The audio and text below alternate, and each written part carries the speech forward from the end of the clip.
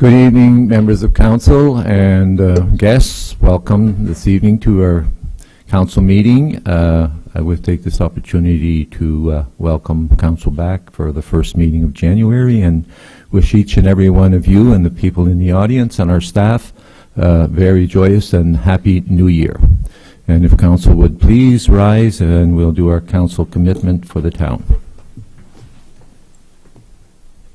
We are grateful for the many gifts which have been bestowed on Penetanguishene and its citizens, including the gifts of freedom, opportunity, and peace that we enjoy.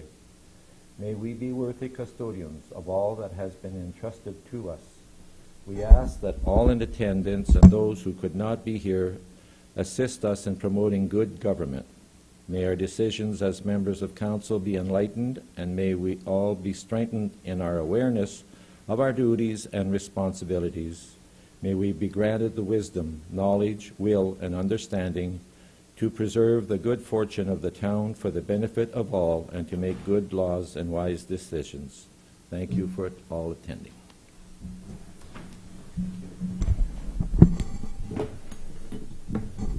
And I might point out that Councillor Levy, who is not with us this evening, is on vacation.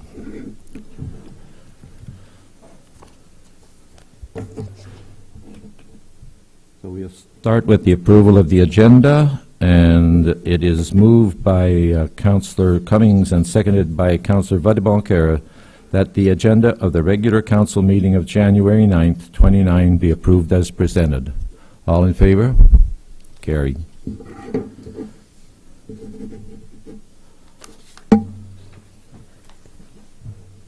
Moving on to declaration of pecuniary interests. If anyone has one, they may declare it now or at such time that it is required. Deputations and presentations, we have none. Matters for consideration, 6A. It is moved by Deputy Mayor Dubo and seconded by Councillor Clou that the town of Penetanguishene notify the Alcohol and Gaming Commission of Ontario, AGCO, of decision to opt in to permit the retail sale of cannabis within the municipality in accordance with Section 41 of the Cannabis Statute Law Amendment Act, and that the Council of the Town of Penetanguishene does not adopt a policy statement respecting applications for a cannabis retail premises license from the Alcohol and Gaming Commission of Ontario, AGCO, and finally, that Council does not explore any additional local smoking, vaping bylaws beyond the Smoke-Free Ontario Act. And I might point out that sometime back, I was approached by the press in regards to my thoughts on cannabis location in the town of Penetanguishene. And at the time, I indicated that I was opposed, but I also indicated that it was very difficult to make a proper decision without further information. I feel now that I've had all the information that is required, and for myself, I would vote on opting in. So I ask members of council if they have any comments or concerns. Deputy Mayor. Thank you, Your Worship. I have lost internet, so I did have a note buried in here, but I'm having trouble with my computer. Anyway, yes, after all the information that has come forward, I do believe that opting in is the way to go. It probably will be 2020 before something happens in our community. I do believe that we should definitely, the health unit, as far as I know, will be charged with enforcement. So I know that as a member, as a past member, I haven't been reappointed, but last fall they certainly were very concerned and were lobbying the government for more dollars so that they could enforce this issue, and having it under the smoking bylaw, including vaping and cannabis, was the right thing to do. So certainly I think it's 2019. It seems that it's everywhere, so I certainly am going to vote that we opt in at this time. Thank you. Further comments or concerns? Councillor Boisdeboncoeur? Thank you, Worship. I just wanted to echo some of the, excuse me, the Deputy Mayor's comments. I also wanted to make reference to the staff report. I thought it was an excellent staff report, well presented, all the information was contained. I particularly like the map that showed the retail areas and the setback areas where a retail cannabis could not be sold. So I think there are areas in town that it could be sold, and some of our younger residents are protected. And it was very good to see the survey results from the residents of our community, and I commend those residents for participating and sharing in their views. So I as well will be supporting the recommendation in the report. Further comments, concerns? Councillor Mayotte? Thank you, Your Worship. I'll also be supporting it. I have no problems with it. The report was fantastic. Thank you. Quite in detail. And like I say, it's out there. They're not going to buy it off of one of the retailers here. Where are they going to go? They're going to go out of town. So again, we're shipping them out of town to trying to shop local. But I'll be supporting it. I've got no problems with it, and it was a very excellent report. Thank you. Further comments or concerns? Councillor Cummings? Thank you, Your Worship. I just wanted to echo the Mr. Vadavoncourt's response as far as the town staff is concerned in the report.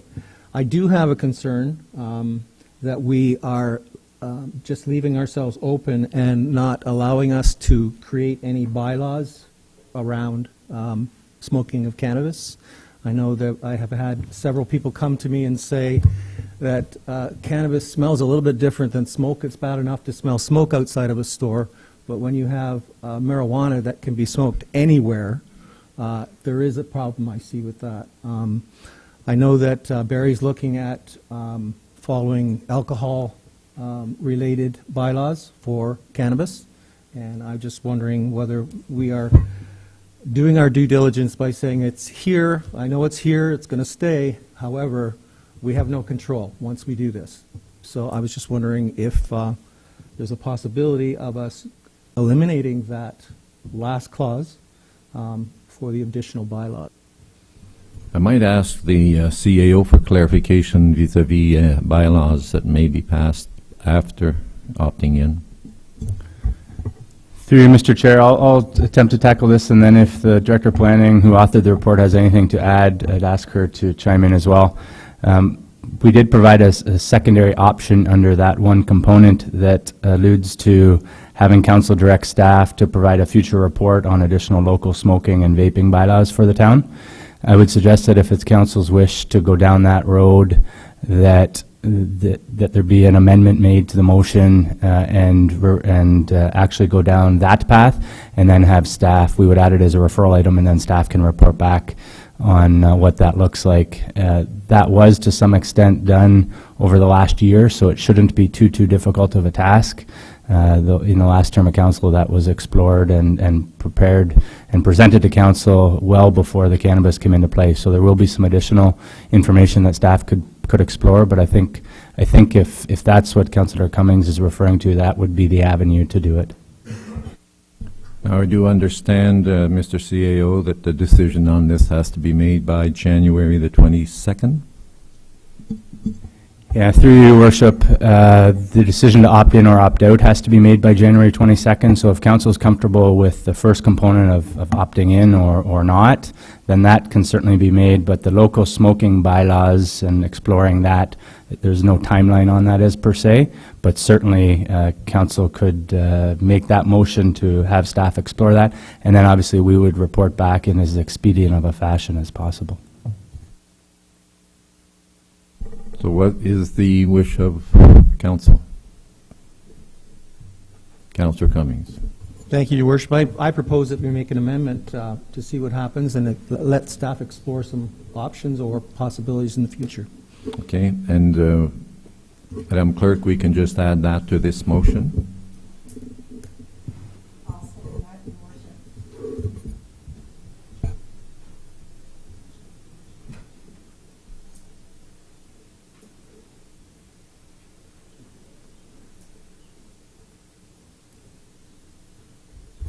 Yes, Your Worship, we'll include that other option as part of this motion. Would you read motion then? I'll just have to put it together here. Just one moment. Okay.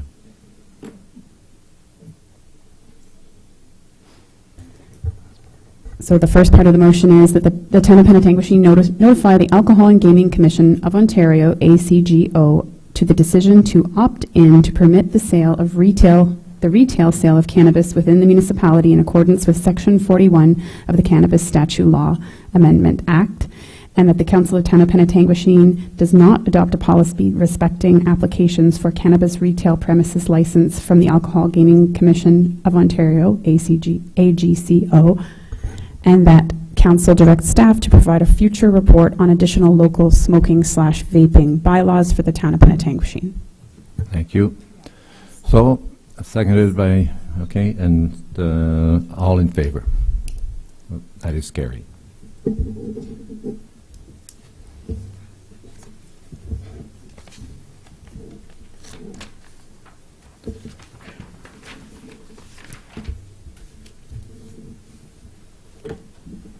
Moving on to number 7A, moved by Councillor Vaudemont-Kerr, seconded by Councillor Cummings, that the following minutes of council meetings be confirmed and adopted as circulated. Special inaugural meeting of council December the 5th, 2018. Special council meeting December 12th, 2018. Council meeting December 12th, 2018. Committee meeting December 12th, 2018. And a special council meeting December 19th. All in favor?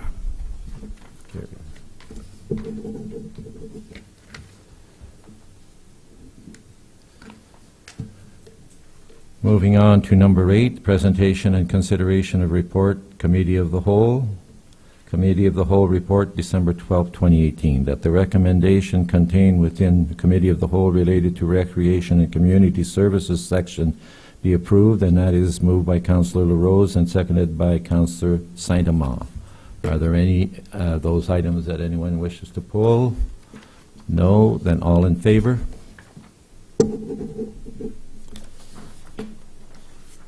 It's moved by Deputy Mayor Dubois and seconded by Councillor Clou that the recommendations contained within the Committee of the Whole related to the Planning and Development Services section be approved. Does anyone wish to pull any of these? There being none, all in favor? It is moved by Councillor Mayette and seconded by Councillor Dubois, or Deputy Mayor Dubois, that the recommendations contained within the Committee of the Whole report related to the Transportation Environmental Services section be approved. Does anyone wish to pull any of those? No. All in favor?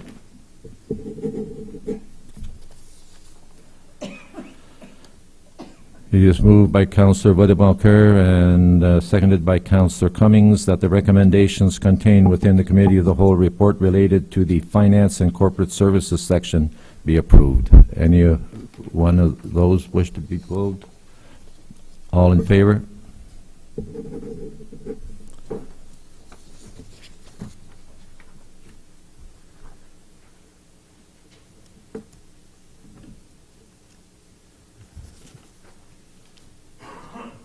Presentation and consideration of report of special committees. There are none. Motions of which notice has been previously given. There are none. Notices of motion, consideration of bylaws. It is moved by Councillor Cummings and seconded by Councillor Vaudemont-Kerr that the Council of the Town of Penetanguishene introduce the following bylaws: 2019-01, 2019-02, and 2019-03. And that the bylaws be read a first time, deemed to be read a second time, and third, and carried. Anyone have any issues or concerns with any of the bylaws? There being none, all in favor?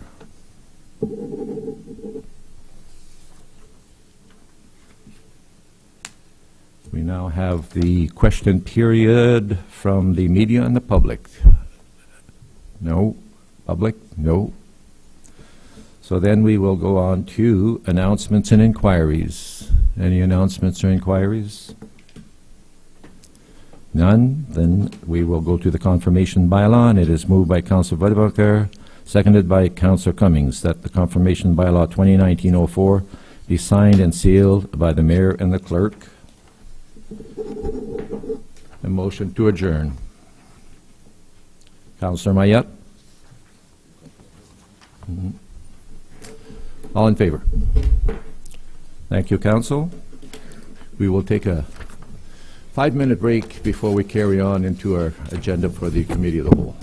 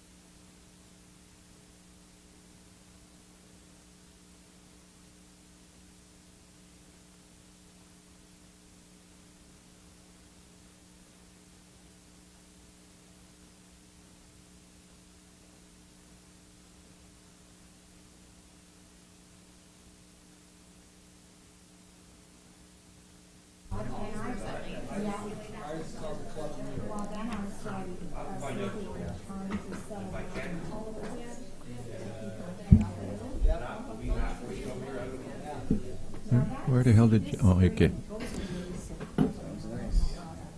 Okay, council, we will get back to our agenda, and we'll go on to our committee of the whole.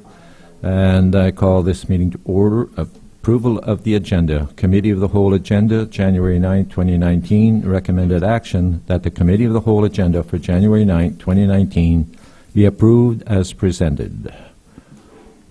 Councillor Rose and Councillor Saint-Amand, all in favor. Okay. Declaration of pecuniary interest. Again, if you have one, declare. If not, at the time. We carry on to number 4, and that is presentations and delegations from Georgian Bay General Hospital Foundation. And we welcome Tim Martin, Director of GBGH Foundation, and Gail Hunt, CEO of GBGH. So, podium is yours. Mike, is it on? Yep.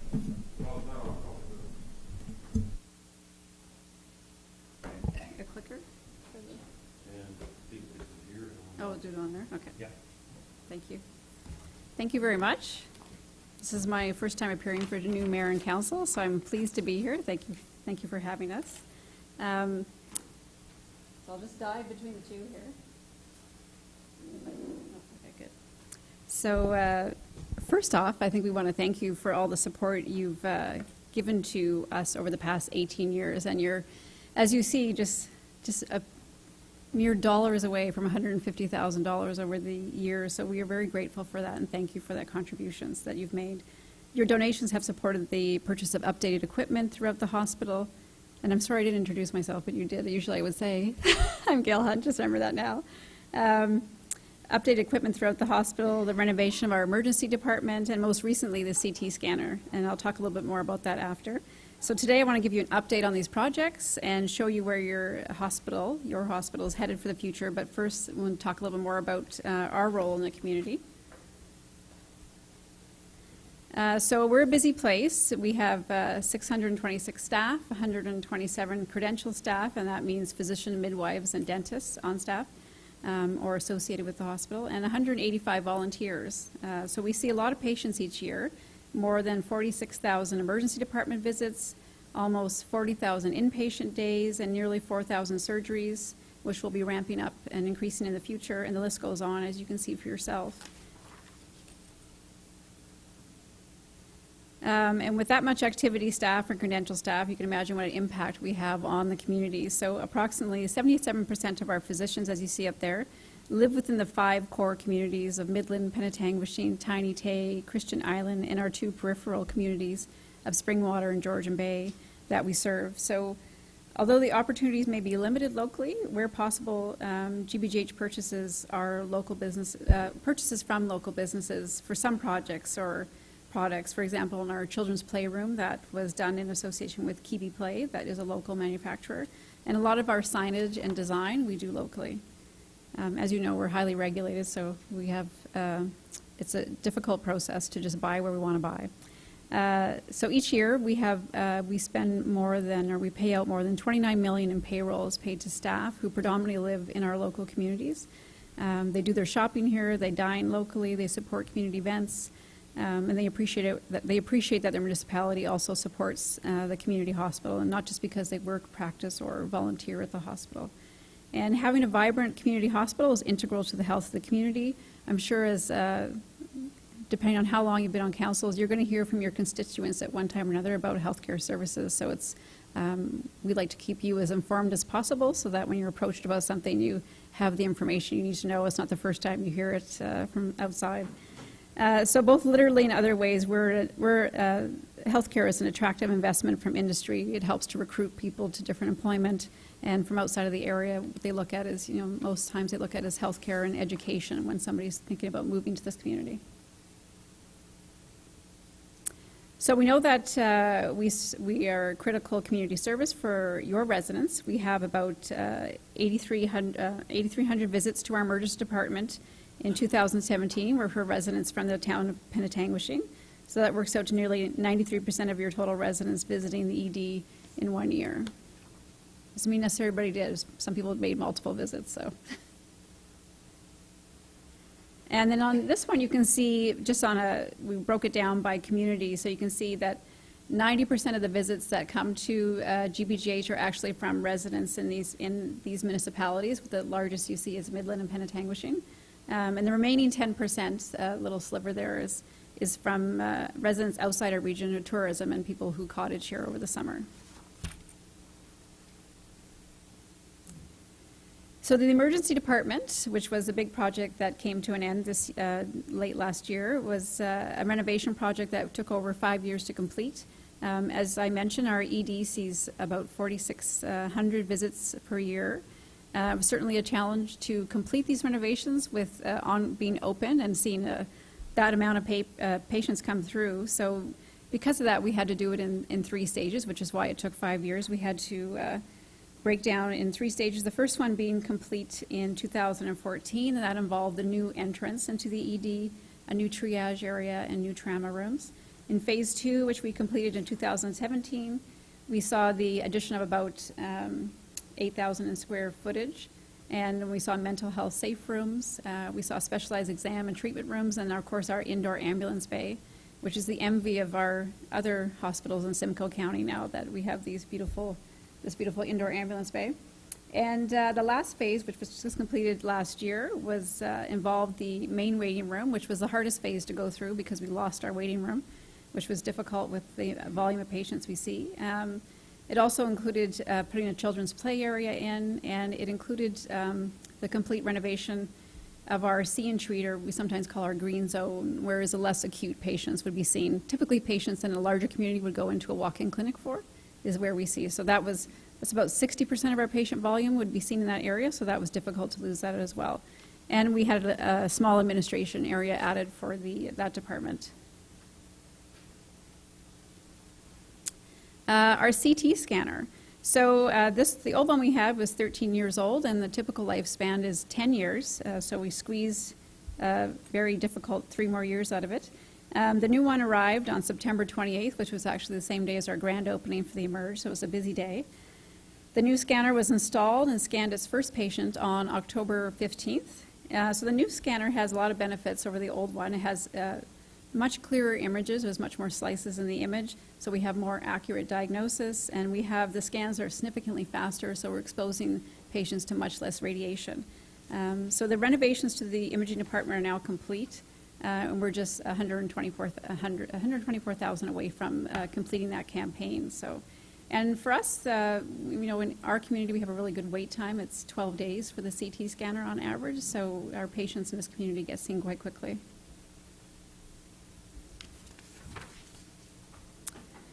So our annual equipment update, the need for replacement equipment is ongoing. Many of you may know that the Ministry of Health doesn't supply hospitals with funding for equipment. They believe that's a community responsibility. I don't necessarily share that belief, but that's the belief of the Ministry of Health, so it's difficult. So each year, internally, we have staff or department heads bring forward their list of equipment needs from across all the departments of the hospital, and as you can imagine, the list gets bigger and longer each year. And with advancements in technology as well, we have to think about, are we giving our patients in this community the most current equipment needs that means the difference between getting diagnosed earlier. So our current equipment list sits at approximately $7 million in equipment needs and infrastructure upgrades. So this includes renovations and updates to places like our sterilization unit, our lab and pharmacy departments, in order to ensure these areas are meeting modern standards. As you can imagine, the hospital was built in the 70s, so things have changed since the 70s in healthcare, and the amount of drugs that are available and how they're packaged and everything else is different, and how we sterilize equipment, as if you watch the news over the years, and things that the standards are much different for cleaning and things like that. So those standards have changed, and we need more space at the end of the day. And the hospital was smaller, and the volumes were smaller back in the 70s. So this amount also includes renovations to purchase, dollars to include purchase equipment from all departments of the hospital, things like IV infusion pumps, beds, vital sign machines, and scope cleaners. Things like the IV infusion pumps have to be purchased all at the same time. When you change equipment over, you have to have it consistent across the hospital, so a nurse is not trying to figure out what type of pump you have beside your bed that's going to be flowing drugs into your body. You want to have consistency and quality across those standards. So replacing 105 pumps at once is about a $400,000 project to do that. So those are big goals to meet. So the needs of our aging hospital are many, and each year our foundation team works to raise, from Pecuniary partners like yourself, they provide the hospital with $750,000 a year just to purchase equipment outside of other campaigns. But it's obviously not enough. In 5 years, the hospital needs will probably exceed $20 million, is our estimate. And that's for every hospital. We're not unique in any way. So now that the biggest projects in the hospital's history are complete, the CT scanner and the emergency department, the foundation is switching its focus to replacing everyday equipment that we use at the bedside. And although I mentioned some examples previously of the equipment, that list is always changing. If a piece of equipment breaks down, we need to reprioritize what we're purchasing and put the most important thing at the top and decide off that list what can wait for another year. Difficult decisions have to be made for us to be able to serve the patients as safely as possible. So that's something why you'll see the foundation is pushing for a general equipment fund, because when we fundraise for a specific piece of equipment, be it IV pumps, then that money is not available for anything else according to CRA standards of how you fundraise. So they're trying to keep it open so that it gives the hospital flexibility to purchase when something unexpectedly breaks down or we have to reprioritize our equipment purchases. So by allowing your gifts and things like that to be given to an annual equipment fund, you allow the hospital to reprioritize the equipment that it's within that scope of equipment, what the most important need is to serve our patients. And I think I'll call Tim up to talk about the next couple of slides from the foundation's perspective.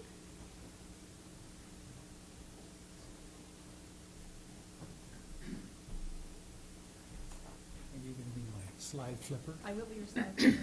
Thank you. Good evening. My name is Tim Martin. Moved into this area in 2011. One of my criteria for moving into here, it had to have several Tim Hortons, it had to have a Canadian Tire store, and it had to have decent food stores, and more importantly, a decent hospital. Those are my criteria for moving in here. So since then, since moving in here, I joined the board of the hospital for 3 years, and more recently joined the foundation board. And there was a reason for that, which I'll go into very briefly in a few minutes. You see up here the impact of the services we provide. So we had this individual, he came in, he had a serious emergency surgery, he was thankful, made a donation for a new operating room table, and yes, equipment is ridiculously expensive, but you know, this bed and this table in itself has serviced since then, and it's only in 2018, approximately 8,000 people have used it. So that's the leverage and the impact that these gifts and donations can make. I can relate to this a little bit. Myself personally, my wife drove all the way from Toronto up to the hospital here, had a severe headache, came in, was diagnosed with a brain bleed by the good doctors in the emergency department, and promptly put in an ambulance and down to Toronto Western Hospital, and brain surgery, took out 30 cc's of blood, brain moved back into the skull properly, and she's okay. Now, several things. If she hadn't shown up, if we didn't have this hospital, if we didn't have the equipment, I'd probably be standing before you as a widower, right? So, in my view, she saved her life. So I'm very appreciative of that. So we move on. There's a letter before you. We were invited to submit this letter. We are asking for $35,000 towards critical equipment and infrastructure needs at the hospital. Now, as an aside, yes, we also raise money at other things like galas, golf tournaments, the annual pops, but these all have costs attached to them. So we only get to enjoy the net proceeds of that. So when we talk about grants such as this, we would enjoy 100% of that, and we would put every penny of that towards the needed equipment. So these grants and these requests are very important to us. And they are by far the most effective and efficient way to fund projects, equipment, and the general requirements that Gail has talked about. So as you've heard from Gail and myself, your hospital does need you. And thank you for your time and your consideration. I think Gail and I are prepared to answer any questions you may have. So that's it for me, and thank you. Okay. Members of council, do we have any questions? There being none, thank you, Gail. Thank you, Tim. We might indicate to you that we are currently in process of reviewing our 2017 surplus, and council will certainly make a decision in the near future. Thank you. Thank you. Thank you very much for your time.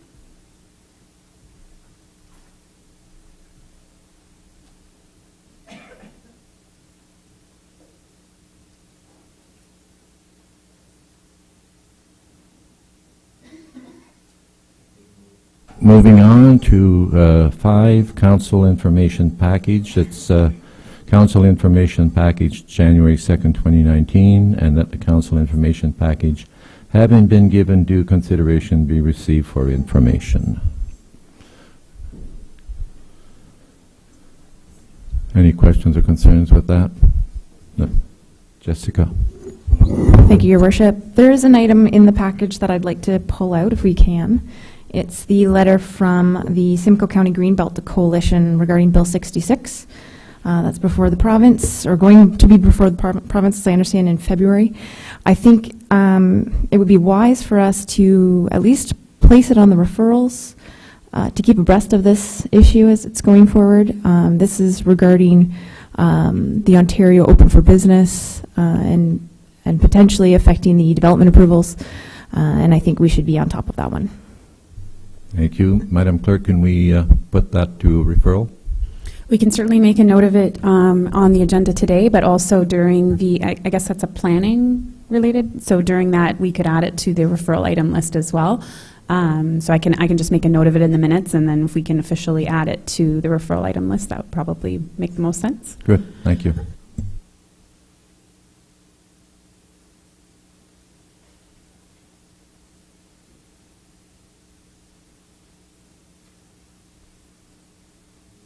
Move on to consent agenda. Recommendation that the following consent agenda items, having been given due consideration, be received for information. The DWQMS Management Review Minutes, September 24th, and the Midland Penetanguishene Transit Committee Minutes, September 4th, and that's it.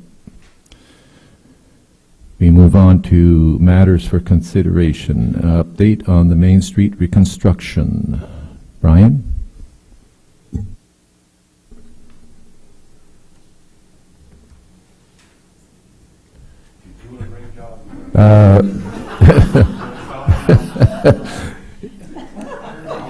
It didn't say transit. It's not that stupid computer of mine.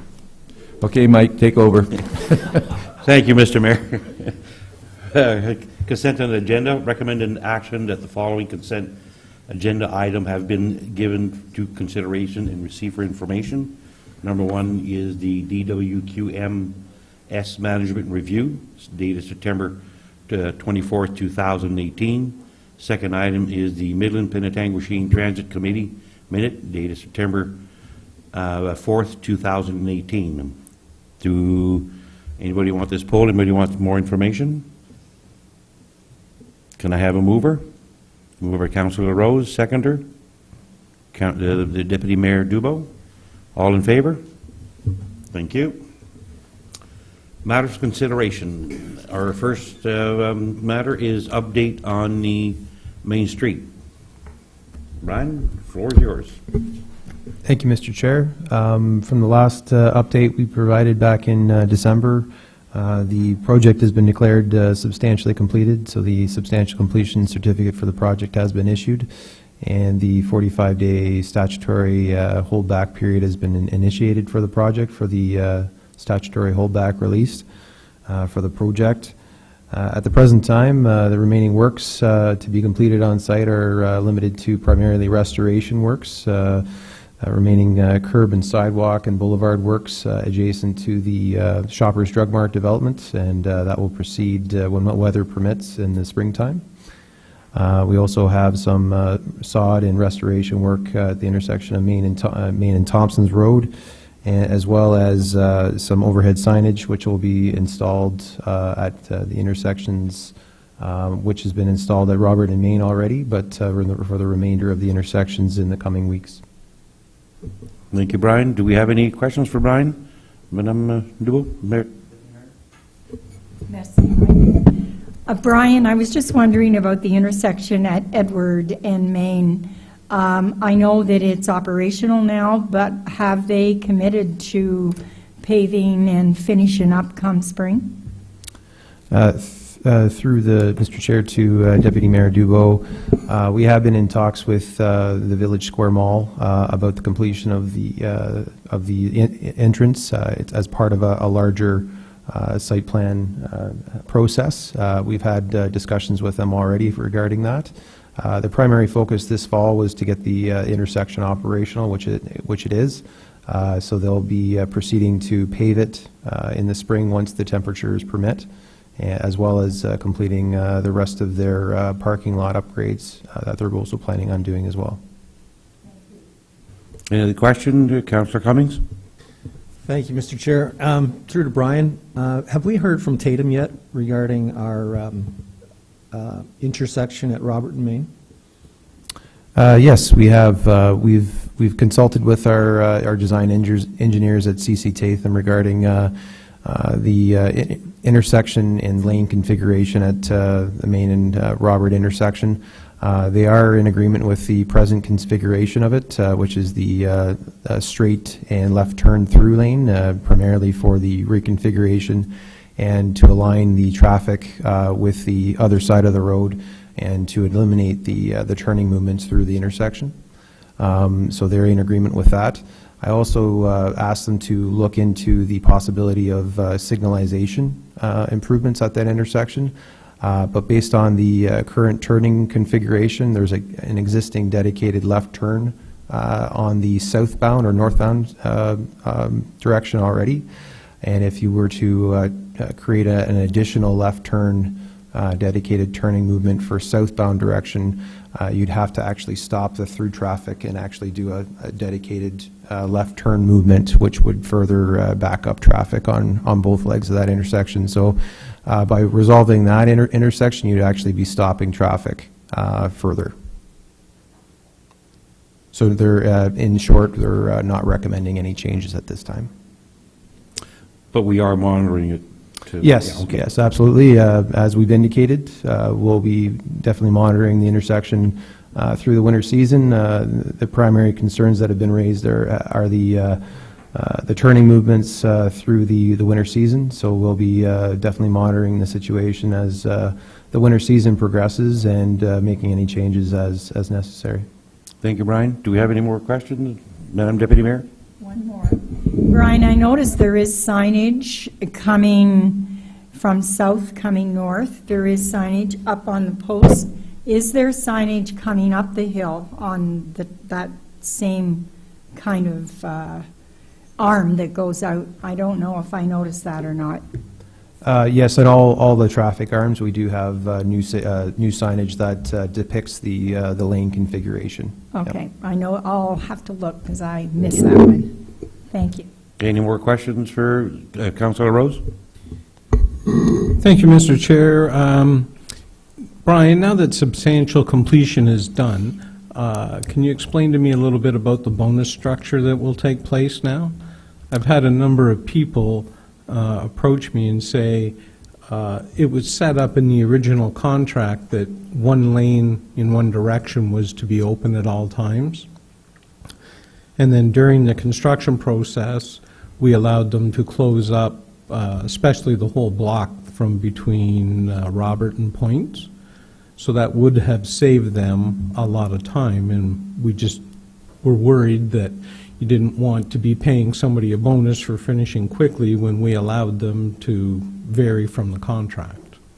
Through Mr. Chair to Councillor LaRose, we have considered that, and the substantial completion date that was issued was in December 12th, I believe. So there is no bonus being paid out at this stage.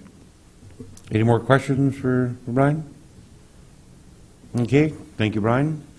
We'll move out to item B2, the Salt Management Plan Update 2019 RDS 21901. Recommended for action that the Committee of the Whole recommend to the Council that the 2019 Salt Management Plan be adopted. I don't know if you all read your minutes. It was in there. It's something we do yearly. Do we have any questions? Brian here can maybe answer it.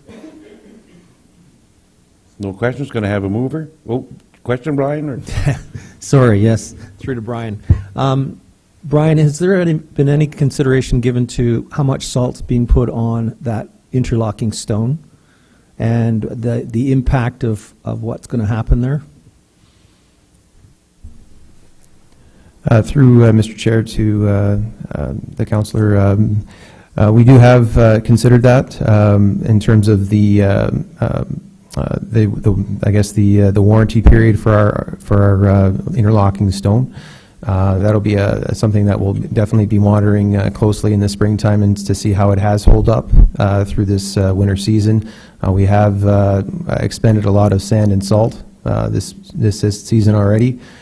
So re-inspection will be critical in the springtime to see how it has endured the salt and sand being applied on it.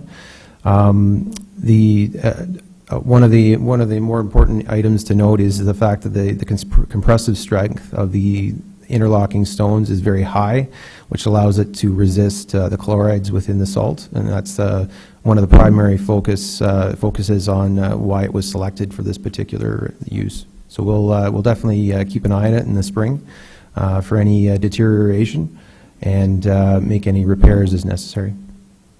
Thank you. Do we have any more questions for Brian? So can I have a mover for the 2019 Salt Management Plan to be adopted? Mover Brian, seconder Dan, Councillor Rose. All in favor? Passed. Thank you. Item B3, Minimum Maintenance Standard for Municipal Road Policy Update, RDS 2019-02. Recommended for action that the committee recommend the council to adopt the reserve minimum maintenance standard for municipal road policy. This is another one that we do every year. Does anybody have any questions for Brian? Question? Go ahead, Deputy Mayor. I guess I would ask if the standards have changed at all, or if they're the same as they have been. Through Mr. Chair to the Deputy Mayor, the minimum maintenance standards went through a comprehensive review, and the regulation has changed. Changes that come through in 2018 are we have modeled our policy through the minimum maintenance standards to keep in sync with any changes. So the reason why this policy is being brought forward is due to those changes. One of the more notable changes to the policy and the standard is the fact that we do have a minimum maintenance standard for ice and snow removal on sidewalks, whereas we didn't have one before. So that's another key note or key change. The road patrol requirements for sidewalks has also been a new addition to the minimum maintenance standards. The declaration of a winter storm event as deemed by the Environment Canada has also been a notable addition to allow the municipality during winter events. For example, not this past Christmas, but the Christmas prior to that, we had about 3 or 4 feet of snow dumped onto the municipality in about a course of 24-hour period. That would be declared a winter event, would be abnormal for a typical winter event. Basically allows our crews the time to recover and get rest during these periods while also being compliant with the standards. So that was another key addition. If I may, a follow-up, and of course, I guess this adds a little cost to the municipality for our winter budget, or is it? Any increases in the budget are reflected on our operating budget each year, and as the mayor has noted, we're in the middle of the winter maintenance or the budget process right now. Right now, these are minimum maintenance standards, so we strive to not only achieve these standards but go above. So it's not a substantial change to our operating procedures. Great. I think we've all noticed that our sidewalk personnel are out a little more, and I've noticed them in the evenings. So that's all part and parcel of what you've just said. Okay, thank you. Do we have any more questions? Councillor Valle-Moncade?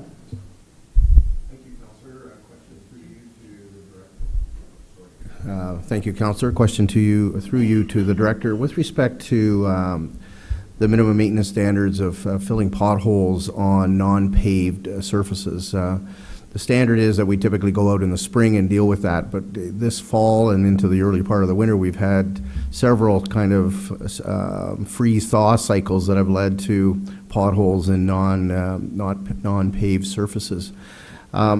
You mentioned in a response to an earlier question about exceeding the minimum maintenance standards. Have we been going out to some of our non-paved areas and addressing some of the potholes that have occurred because of the unusual weather we can speak of? Thank you. Through Mr. Chair to Councillor Vadabancourt, we do patrols regularly as part of our plowing operations, or in the spring or summertime we do patrols on our road networks. So once we become aware, whether it's through our regular patrols or resident inquiry regarding a pothole, be it on a paved or unpaved surface, we have a specific period of time to actually respond upon becoming aware. We do strive to address these potholes or any other incidents regarding our roads in an expedient manner.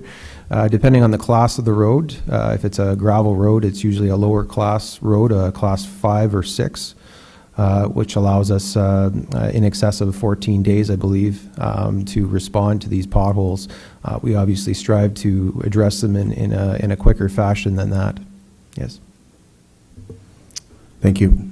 Do we have any more questions for Brian on this matter? So I need a mover for the minimum maintenance standard update.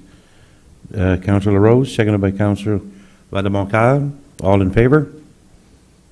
Pass. Thank you. Thank you, Brian, for answering all those questions for council and the public.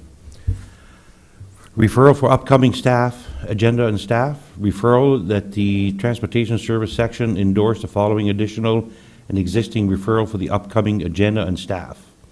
The only thing we have right now on our staff is the Thompson Road extension. Do we have anything to add? No? Can I have a mover for this? Councillor LaRose, seconder, Councillor Jill Sainama. All in favor? Any opposed? You didn't have your hand up, Brian, so I was just thinking if you were opposing. I don't know. Question period from the media and public. None? Back to you, Mr. Mayor. Thank you, Councillor Mayette. We will now move on to Section 7, Section B, Recreation Community Services, and I pass it on to Councillor LaRose. Thank you, Your Worship. We have one item under our consent agenda, and that is the Arena Kitchen Condition Report. So if anybody has any questions about that.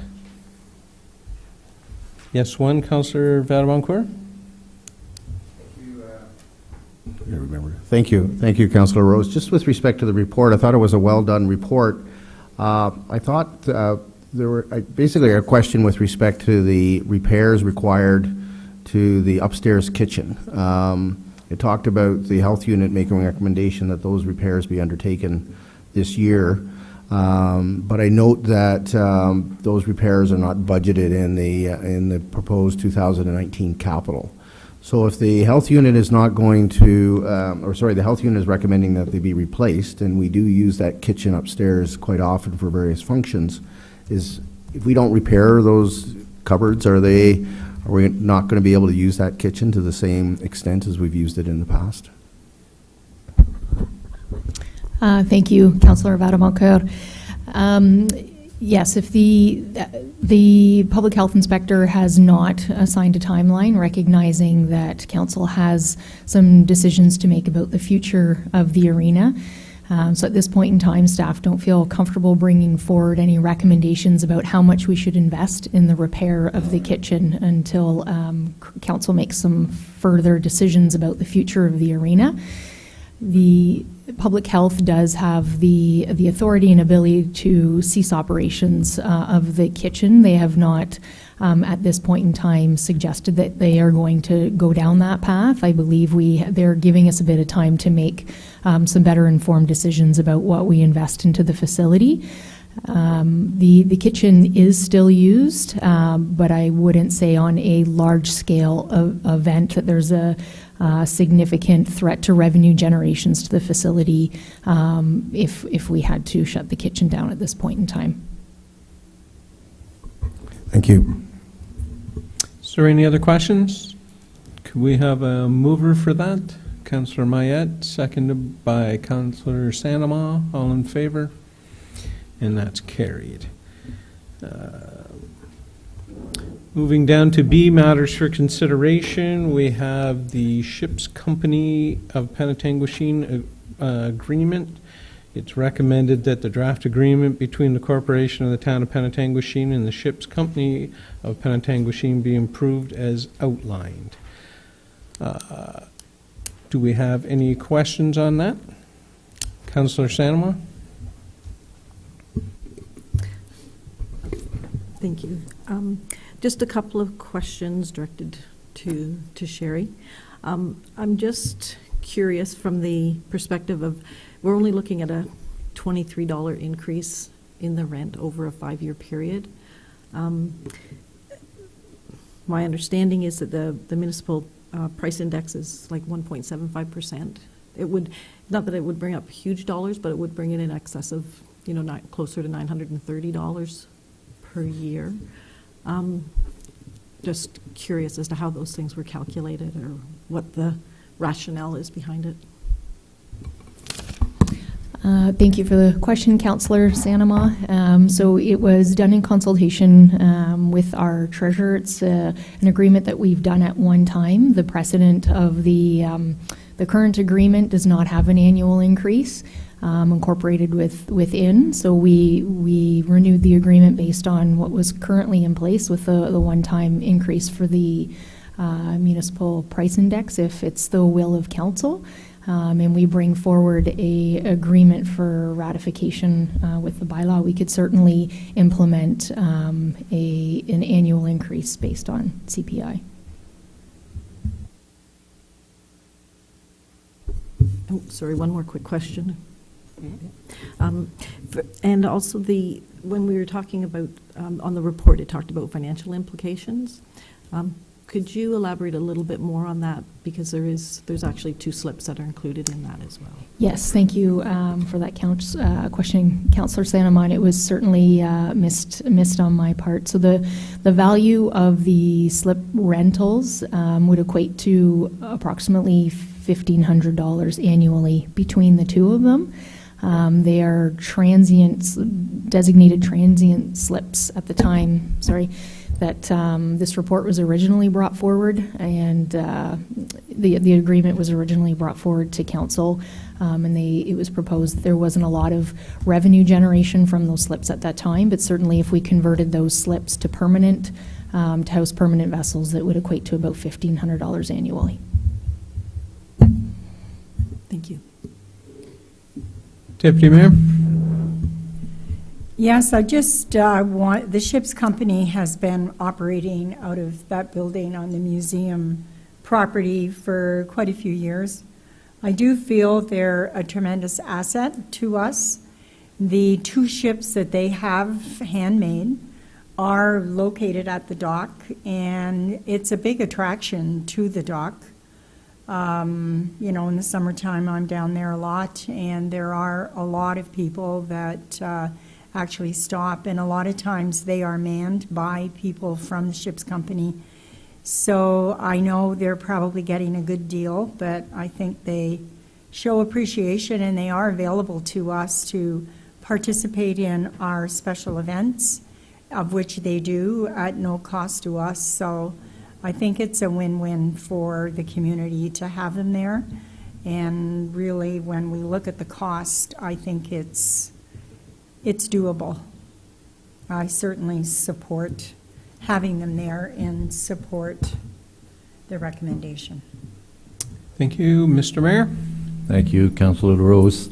I kind of echo the sentiments of the Deputy Mayor, and knowing that the ship's company has been with us for many years, and as she indicated, they have constructed 2 boats in that garage. They keep them at the dock. They're an attraction at our dock, but we have to also remember that the great majority of those people, the ship's company, are also great friends of the Penetanguishene Centennial Museum. They're there to help to put up the tents and bring down the tents. So I think, as the Deputy Mayor has indicated, it's a win-win for us. Is there any other questions? I just had one quick comment. When we discussed this at our section meeting, there was a few things that were brought up, and when you look at it, that the town has that land, it has a building, we pay taxes on that building, where they have 2 spots that they take up at the dock, as Sherry indicated, for $1,500. So we're losing probably $4,500 a year plus to them in actual dollars, and we're receiving $900 back. So I don't know whether it's council's wish to maybe take this report back, run it through finance, just to make sure of what the actual wins and losses and what the affordability of that is.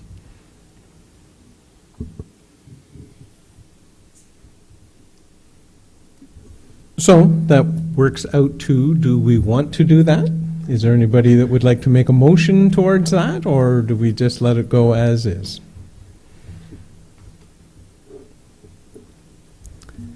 Councilor Bradbourne-Court? Thank you. I just want to understand what you're suggesting, Councillor, just to refer it back to staff so that the complete financial picture can be brought back to committee. Is that what you're suggesting? That would be correct, just to see what the actual annual, what it costs us to cut the grass and pay for the taxes and the 2 boat slips and what they receive. I absolutely agree with the statements that have been around the table. They do a lot of good in our community. They're very, upfront and very much out there. They do help a lot out at the museum. I'm not saying it's all bad. I'm just saying before we renew this agreement with little to no increase, we need to find out exactly what it's costing us. So if anybody wants to make that recommendation, that we relook at that? We I'll have make a recommendation that it goes back to staff to look at it. If we want to look at it, it's moved I'll move by that. Councillor Mayette and seconded by Councillor Sanama that this be referred back to staff for an analysis, a financial analysis. All those in favor? And that's carried. We had to look. Down to B, our matter, nope, to C. There it is. Oh, all right. C is our referrals to upcoming agendas. We have 3 items. We have the cycling strategy, the feasibility study, and the building condition assessment reports. If anybody would like to add anything or have any of those taken away, now is your time. If not, all in favor?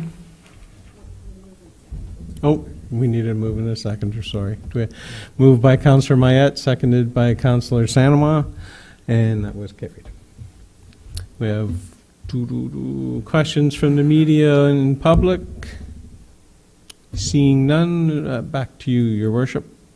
Thank you, Councillor Rose. So then we will move on to 8, Section C, Planning and Community Development Services, and I pass it on to Deputy Mayor Dubo. Our consent agenda, that the following consent agenda items having been given due consideration be received for information. Sustainable Committee meeting minutes of November 8th. I have a mover. Moved by Councillor Mayette, seconded by Councillor Clue. All those in favor, or if there are questions? Thank you. Sorry about that, Jess. No, I'll tell her after what was going through my mind. Well, she is married, and I thought for a moment that I was trying to think of her married name and then realized, no, it is Clue. Okay. Moving on, matters for consideration. We have a zoning bylaw amendment, ZA 10/2018, 45 Edward Street, formerly 31 Lucy Street. PD 2019-01. The recommended action is that the zoning bylaw amendment application ZA 10/2018 respecting 45 Edward Street, formerly 31 Lucy Street, be deemed a complete application, and that notice of a complete application and public meeting under the Planning Act be provided in accordance with the regulations issued pursuant to the Planning Act. Do I have a mover? Moved by Councillor Rose, seconded by Councillor Sanama. Discussion. This, of course, Council, is the property that was donated to the Georgian Bay Cancer Support Center, so they're moving through the process. Are any questions? I will call for the vote. All those in favor? Carried. Our second item is a request for a sign amendment under Bylaw 2013. Sorry to interrupt. I got the carried part, but I didn't get the moved and seconded part. Oh, moved Okay. by Councillor LaRose. LaRose and seconded by? Seconded by Councillor Sanama. Okay. Second item, request for a sign amendment. Recommended action that a sign amendment for the property at 122 Main Street be approved to increase the maximum number of fascia signs per building face from 1 to 3 per building face for both the Point Street and Main Street frontage. Kind of a mover. Moved by Councillor Clue, seconded by Councillor LaRose. Thank you. And perhaps I would ask our Director of Planning, Andrea, if she would like to elaborate a little. Thank you very much, Deputy Mayor Dubo. I believe the staff report probably identifies what they're asking for and the staff's recommendation on the matter. I just maybe will touch on the sign bylaw itself. It is a bylaw that tries to encompass all the different ideas or concepts or potential signage that businesses may need, but we recognize that we can't be everything to everyone. So the bylaw does allow for this permission to have property owners or businesses apply for amendments to the bylaw, and it comes through to council in this process. So if you'll recall, the request from Shoppers Drug Mart is to be develop signage or install signage in accordance with their branding and to keep the same type of look and feel to the retail store as all across the province. Thank you. Further discussion? Yes, Councillor Rose. Do we know the approximate size of these extra signs? Thank you. Perhaps I'll ask Andrea to elaborate. Through you, Deputy Mayor, to Councillor Rose, I do believe there is some information within the report on those, and I can pull it up, but basically there's the bylaw has a couple different regulations around signage, one of them being that any one sign or all the signage can't occupy more than 10% of the building face. So we've done the calculations on the proposed 2 additional signage on each building face, and they're not above that 10%. So I would suggest they are still fairly small, potentially a 2x3. The report does have the actual drawings, I think, so you should be able to read the calculations or the sign sizes in there, but I don't believe they're substantially sized. Further comments, questions? Seeing none, I will call for the vote. All those in favor? Carried. Our next item is our referrals, that the Planning Committee Development Services section endorse the following additional and existing referrals to upcoming agendas and staff, and it is our retail sale of cannabis, so I guess that can be removed at this time. Thank you. Could I have a mover? Moved by Councillor LaRose, seconded by Councillor Klug. All those in favor? Carried. Question period from the media. From the public. Sorry, Deputy Mayor Dubois, I think Councillor Klug wanted to actually add something to that as well. We just missed it from the Bill 66. Oh, yes, thank you. Do we need to go through that again, or do you? Yeah, I believe that we should, just for procedural. I do have, I believe, what it is here.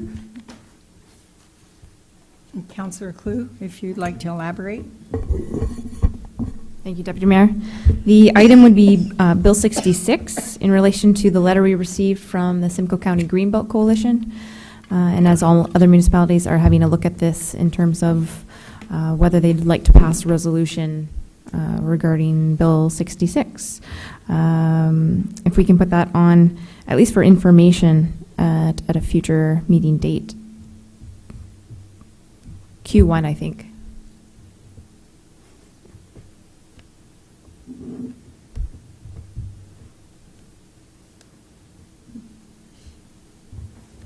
Thank you, Councillor Klug. So I've added the information to our chart, the item being Bill 66, did you say? 66? With the key deliverable being for information with a possible resolution.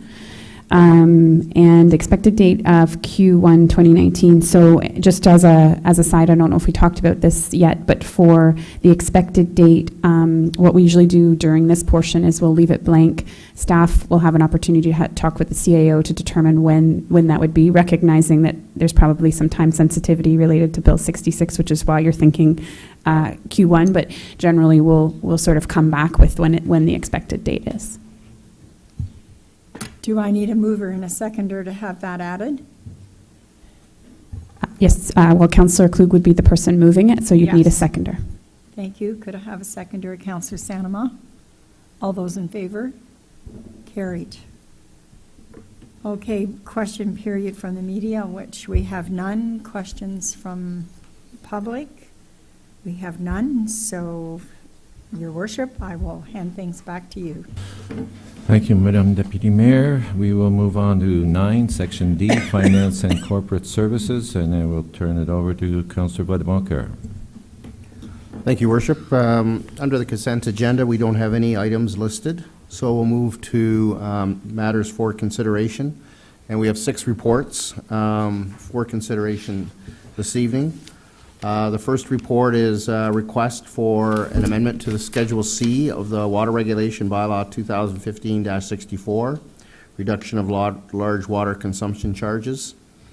And it's the recommended action is that an amendment to Schedule C of the Water Regulation Bylaw 2015-64, reduction of large water consumption charges, authorizing the Director of Finance, Treasurer, and the Chief Administrative Officer to approve reductions up to a maximum of $1,000, exceeding the $400 threshold limit of large water consumption charges that meet eligibility criteria be approved, and that the clerk bring forward the necessary water regulation bylaw amendment for council's approval.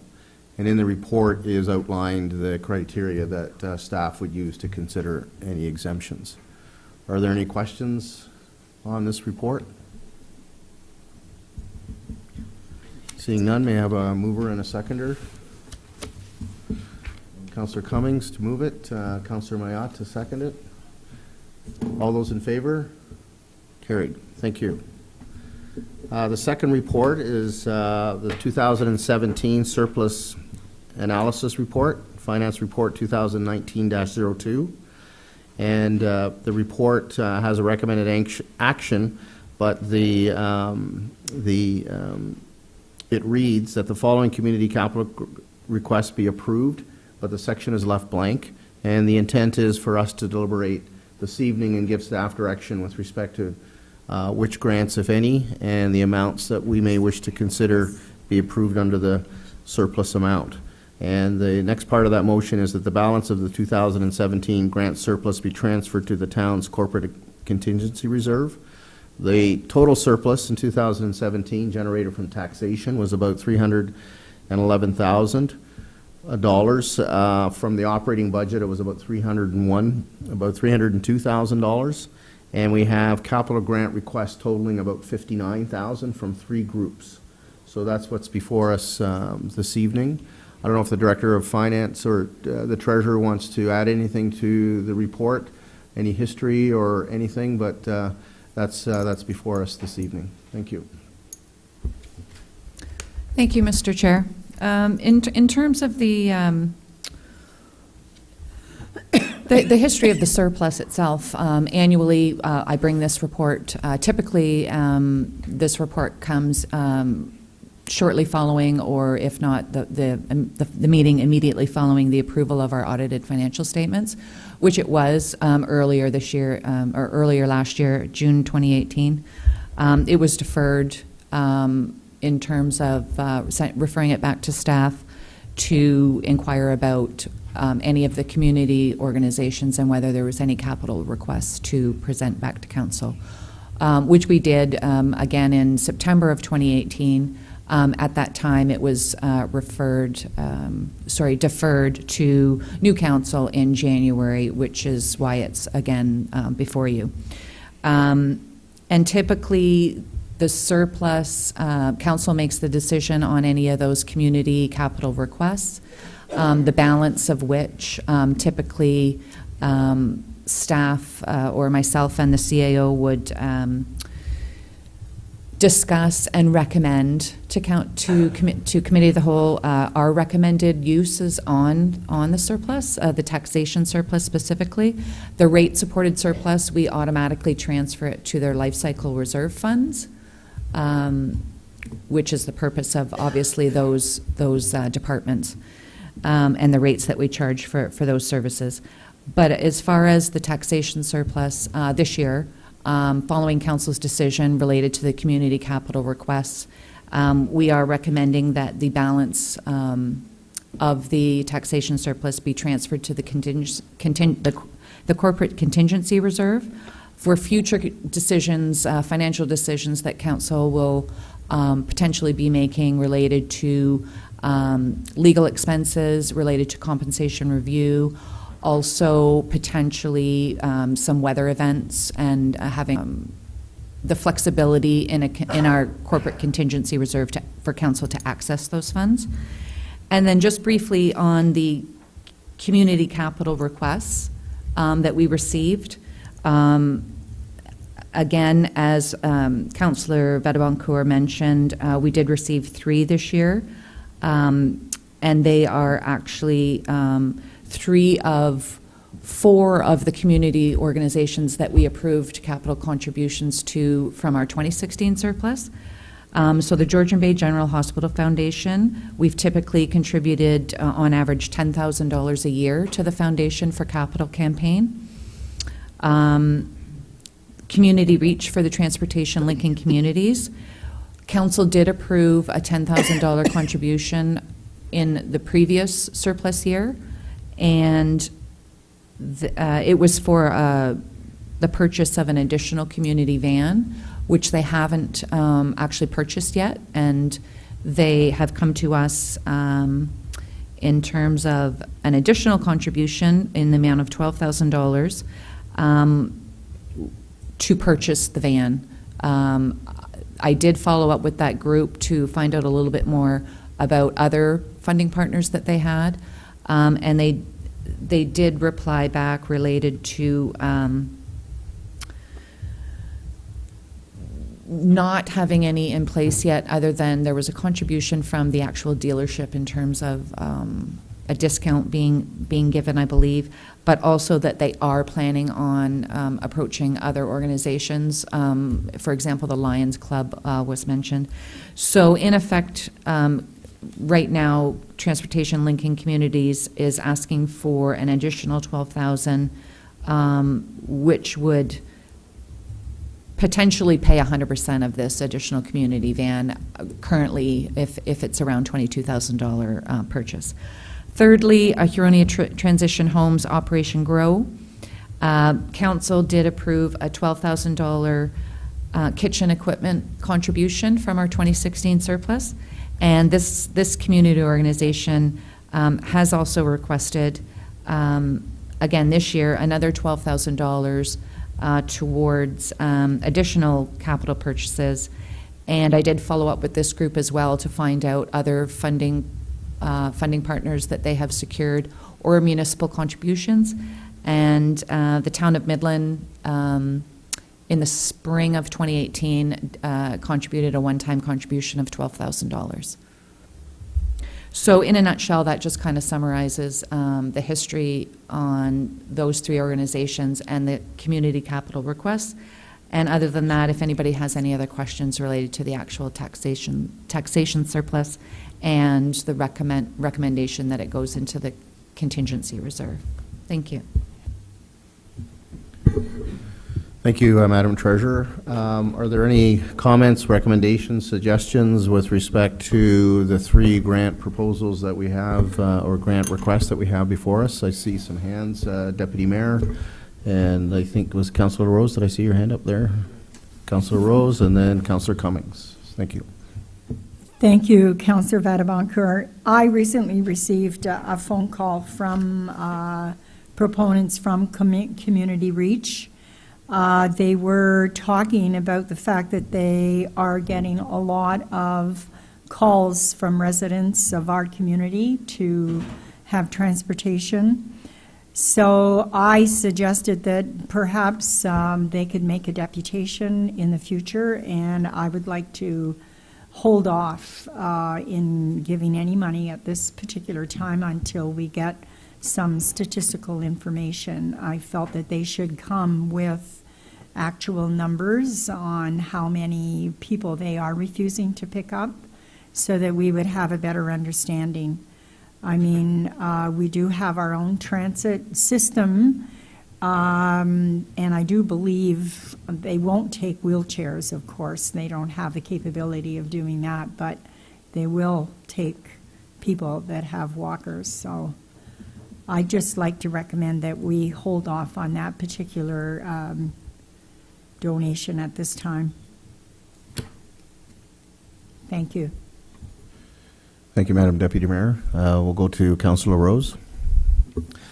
Thank you, Mr. Chair. I was concerned about the one for, I can't even think of the name of it now, Huronia Transition Homes.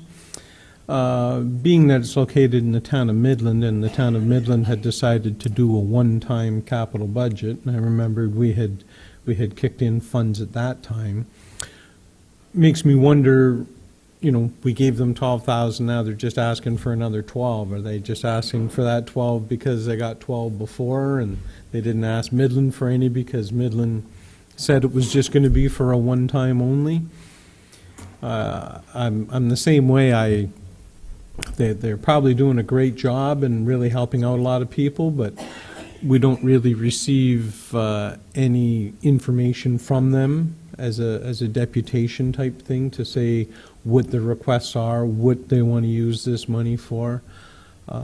When I looked at GBGH tonight, you know, they take the time, they come, here's what a bed costs, here's what this costs, this is what we're looking for. I'm a little more comfortable with that.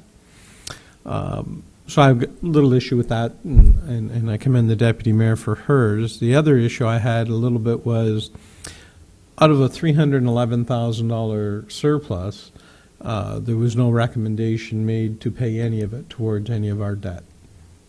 And I know last year we had made that recommendation at the last minute, and I know it didn't sit well with some people, but I just wonder, in a time when we have overspent on a lot of big projects lately, an extra $300,000, to me, if we took 250 of that or 200 of that and applied it right to our debt, I think would be advantageous for our long-term planning.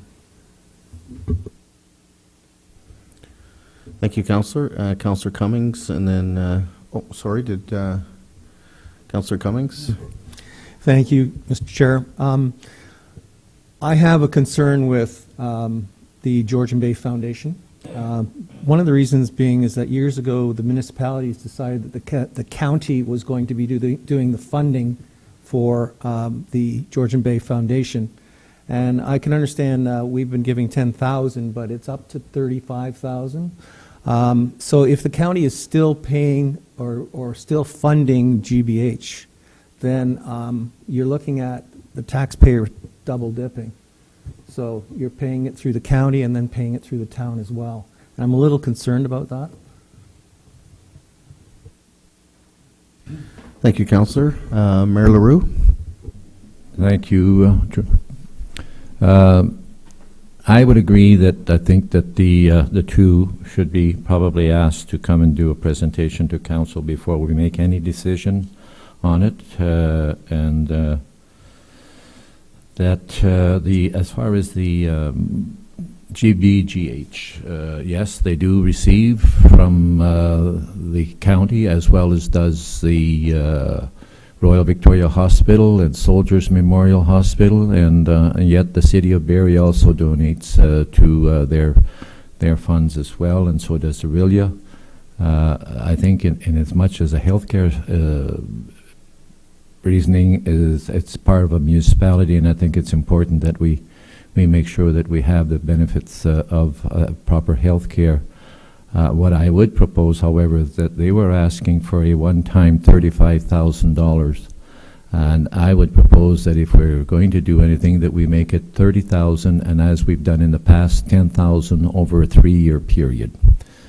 10, 10, and 10, and then that the other two be asked to come forward with a presentation. Thank you, Mayor LaRue. I see Councillor Mayat's hand up. So, Councillor Mayat, you have some comments? Thank you, Mr. Chair. I agree with my council fellows here that the ones that, they're asked money never made a presentation, and, we've been giving and giving. Like one Councillor Rose was suggesting the $30,000 go towards our penalties or our interest or whatever it is. My suggestion is, I've always been very strong on infrastructure, and we've got some roads right now that are, desperate need. And just one example, I was talking with Brian, like Chatham. You're probably looking at, $1.5 or $2 million to do. Why can't we put the $300,000 towards that road so we don't have to, charge the taxpayers more money? Because I'd prefer to see the money go towards investing it in roads or put it in an account to build up or something. But definitely the two other ones with the other council were saying, come at least make a presentation, show your face, just don't ask for monies and we don't hear from it for a whole year. So my suggestion is take the money, put it into infrastructure. Thank you, Councillor. So I see the Deputy Mayor's hand up, so I'll go to the Deputy Mayor at this point. Thank you, Councillor. I just wanted to mention that Operation Grow, I do believe, I can't remember exactly, but I do believe they recently got some money from the County of Simcoe as well. I'm not sure how much it was, but it was substantial, and it was through a grant process, so that's just for information. And also the Hospital Alliance, which Deputy Mayor mentioned, that is an annual give of $3 million for our 6 or 7 hospitals, and the Hospital Alliance decides where those dollars go. And each hospital has to make a case for those dollars. So they are in the queue, or have been in the queue, because of the renovations that they've gone through. But the Hospital Alliance is an absolute excellent venue to get money.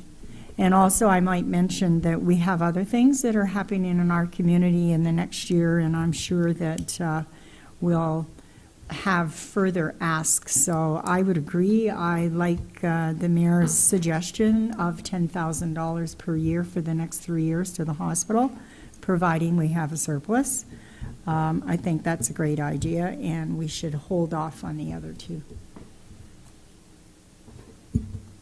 Any other comments from members of council? I see CAO Lees has his hand up, so please. Through you, Mr. Chair, thank you. Just a couple comments for committee to consider. If it's the will of committee to budget the hospital component over a number of years, what we would suggest is perhaps we build it into our budget if that's something that committee and council ultimately is going to approve, so that we know and aren't assuming we're going to have a surplus when perhaps in fact we might not. And if it's an agreement that we're going to provide, we should, I think from staff's perspective, build it into the budget. The other piece I was going to refer committee to is in the latter part of the analysis section, we do talk about transferring some funds to the contingency reserve for future projects, and we did identify for some legal potential that's coming up, as well as the compensation review. I'm hearing a number of different pieces. I'm hearing debt, I'm hearing infrastructure, and they're all very, very good ideas. I think what my suggestion is going to be, although it's already been deferred twice, my suggestion or thought for committee is perhaps we defer this, and if it's the will of committee, try to get the other two organizations to come and deputate as soon as possible, so that we can hopefully get back in front of committee with this to have a decision made, and ultimately we can kind of put this 2017 surplus behind us. So just a few thoughts for committee to consider.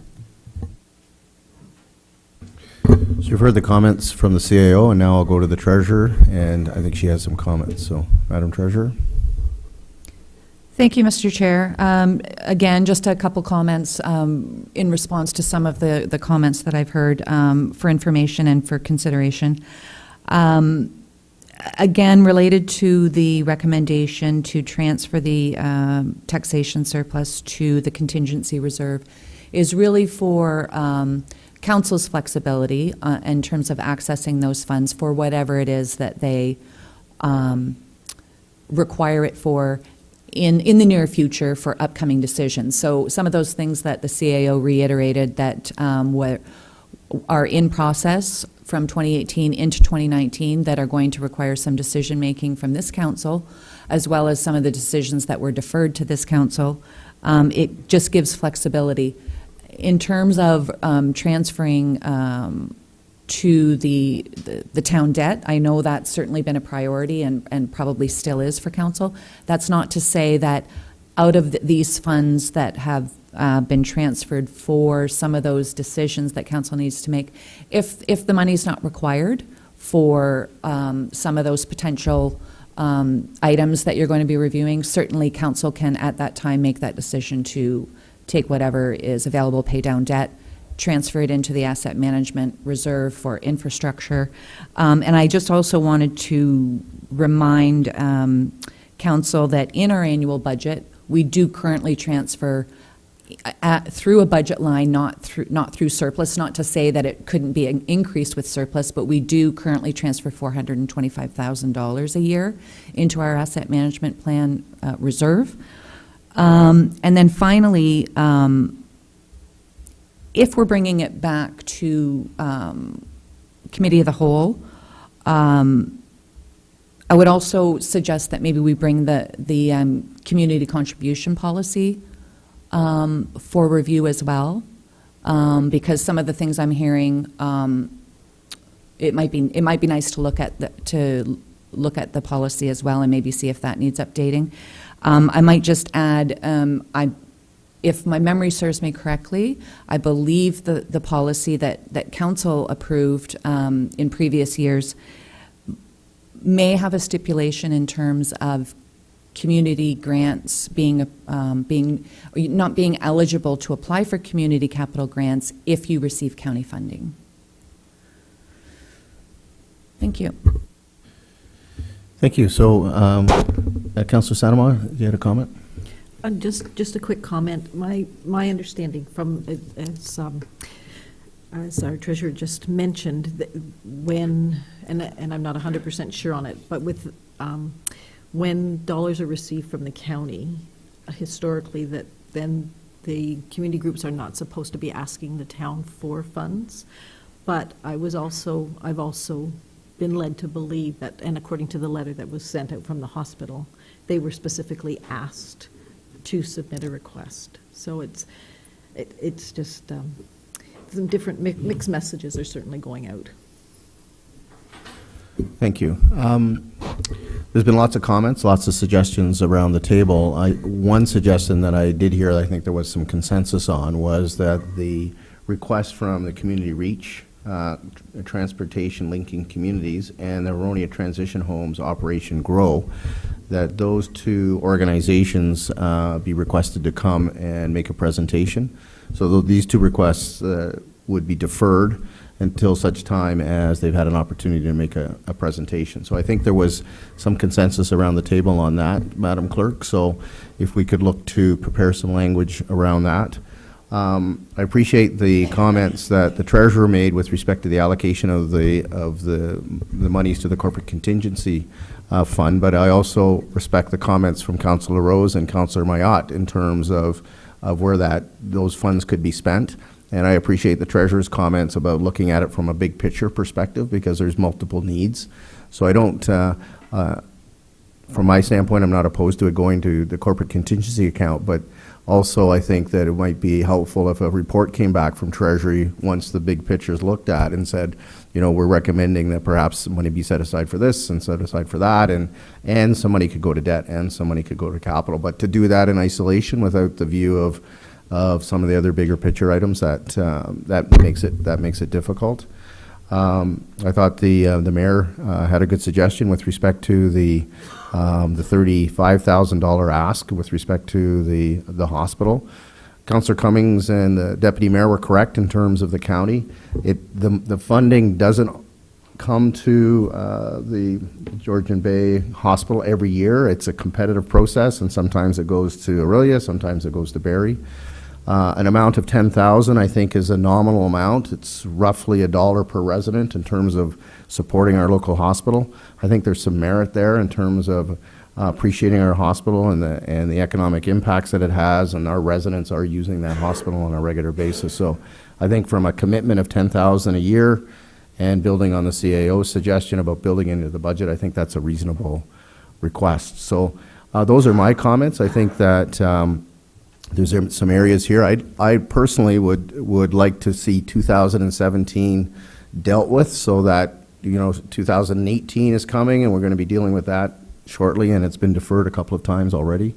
So, Madam Deputy Clerk, so from the standpoint in terms of some motions, I think there is, if we can split some of these to defer the two requests that I outlined, and the two organizations be requested to come back and make a presentation to Committee of the Whole at a future date when that can be organized. Can we split that? I think I have them as one motion sort of together. I have that the following, if I'm reading it correctly from, you're saying $10,000 for GBGH. There was that part, but I think it's important. I think we separate those things because I think there's different viewpoints around the table, so I give everybody an opportunity. Do you want to start with the Georgian Bay General Hospital? I was going to, if I may, start with the deferral. I think that was the biggest, the largest consensus was the deferral on those two, and the request that they come and make a presentation. Okay, so that motion would be that Community Reach and Operation Grow be deferred until the time that they have presented to Committee of the Whole. Yes, and is there a mover for that? Councillor Cummings and Councillor Rose, any questions on that? All in favor? Carried. So the next one, if we could deal with the suggestion by the mayor that the request from the Georgian Bay General Hospital Foundation of be split into 3 years at $10,000 per year. So that would be entirely within this term of council in 2019, 2020, 2021. And to add the CAO suggestion that this amount be budgeted in those years. So if we can have a motion to that effect. Okay, so we are approving the surplus amount tonight for $10,000, but the two future amounts would be built into the future budgets? For consideration by For council. consideration? Okay, I'll just need a second for that.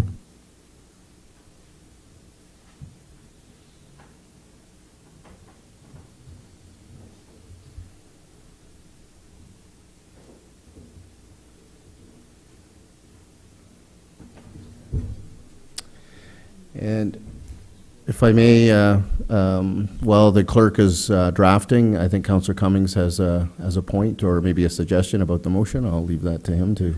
Actually, I have just an additional, the treasurer mentioned that we need to update our community grant program, so I would ask that that be brought forward at a future meeting as well.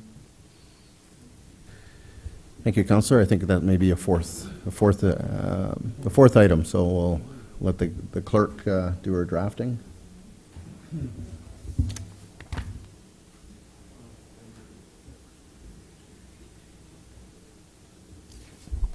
We'll do it. Maybe we do it under the referrals.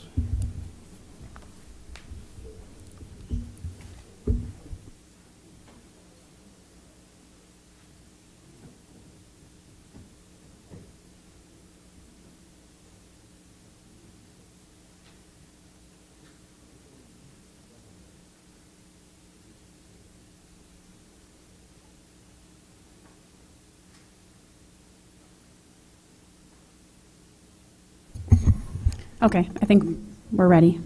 So for Georgian Bay General Hospital, we would say that the community capital request from Georgian Bay General Hospital in the amount of $10,000 for 2019 be approved, and that $10,000 per year for 2020 and 2021 be included in the future budget deliberations for council consideration.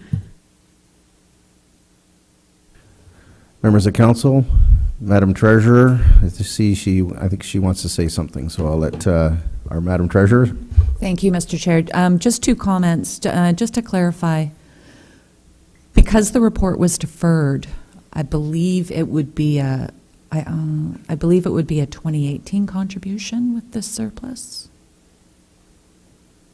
And then the next two would be 2019 and 2020.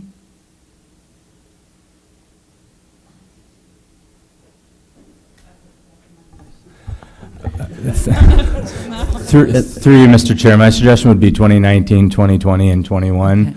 Okay. I don't think it's totally. I'm getting a bit confused. I don't think it totally matters. At the end of the day, this council is operating on 2019 forward, and the important part is that you're not committing 2020 and forward with the new term of council. So I would suggest 19, 20, and 21. Are members of council good with that? Yes. Okay. Oh, sorry, Councillor Sano. Sorry, I'm just a little confused because we are talking about, right now, we're talking about $10,000, and does it not coming from the 2017 taxation surplus? So then the other 10,000 would be for 2020 and 2021 budgeting. Okay. That's correct. So everybody understand the motion? Maybe we could just read the motion again, and then I'll look for a mover and seconder. That the community capital request from the Georgian Bay General Hospital in the amount of $10,000 for 2019 be approved, and that the $10,000 per year for 2020 and 2021 be included in future budget deliberations for council consideration. If I may, Madam Clerk, just to maybe clarify for 2019 that it come from the 2017 surplus.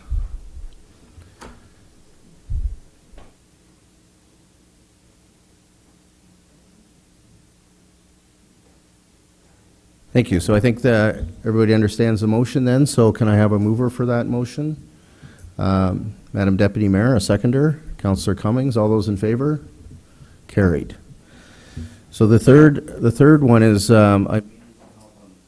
I may need some help on this one, because I think the idea would be that the balance of the 2017 surplus would be allocated to the corporate contingency, and that the treasurer be requested to bring a report back to council or to committee of the whole with respect to the allocation of that surplus across different priority areas of the municipality based on the needs of the municipality. We heard debt, we heard capital, we heard compensation review, and help me with, we heard one other, there was four priorities in total. So it would just be, from my standpoint, what I'm looking to understand is the full picture in terms of where those needs are, and then we can appropriately make decisions with respect to the allocation. The treasurer has a response. Thank you. Thank you, Mr. Chair. So I believe what I heard was, and included in the report would be legal expenses, compensation review study, potential weather events, debt, as well as infrastructure. So the reason the recommendation is to put it into the corporate contingency reserve at this time for council's future access to make those decisions is because some of those events are in process, not completed. The compensation review study was deferred to this new council, so there are decisions to be made that I could not allocate and prioritize that amount for council. Thank you. Thank you, Madam Treasurer. I think those are fair comments. I think that's more of a timing issue in terms of, I think if the principal is there, we could put this on the referral list and you could identify a particular time frame when that would be coming back. It would just not be lost at the appropriate time when some of these other matters are determined. Then a report could come forward and that would wrap all that up. Would that work from your standpoint? Madam Clerk, did you catch that in terms of a motion? I have that the balance of the 2017 taxation surplus be transferred to the town's corporate contingency reserve, and that the treasurer be directed to bring forward a report detailing the proposed allocation. Just at a time period when the treasurer has full information to be brought back, something to that effect, because there's some things that need to be addressed prior. Whatever wording is appropriate.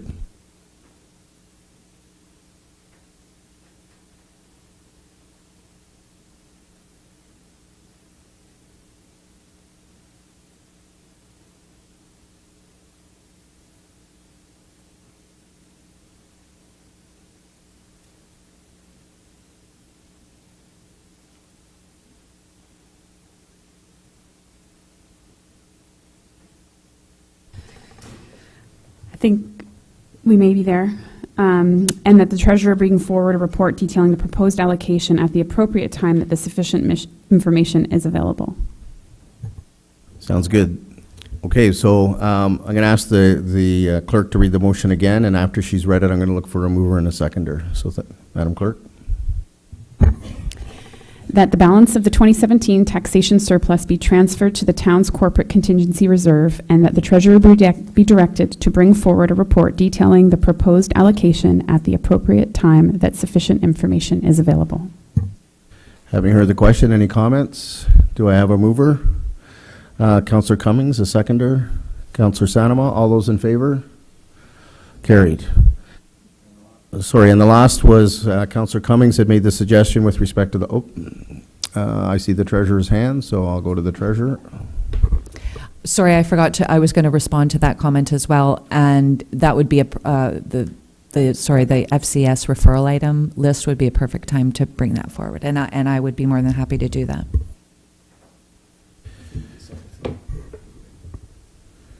Thank you. So I think that concludes that item, Madam Clerk. So, Your Worship, we'll head to item 3 on under the corporate services section. We have the 2019-2023 banking services request for proposals, finance report 2019-03, And the recommended action is that an exemption to the town's procurement bylaw 2018-12 be approved by council so that an option to renew for up to an additional 3-year term may be added to the banking services agreement, and that TD Canada Trust be awarded the contract for banking services for the town of Penetanguishene commencing February 1st, 2019, for a period of 5 years with an option to renew at town's discretion for a period up to an additional 3-year term. And finally, that the clerk bring forward a necessary bylaw for council approval.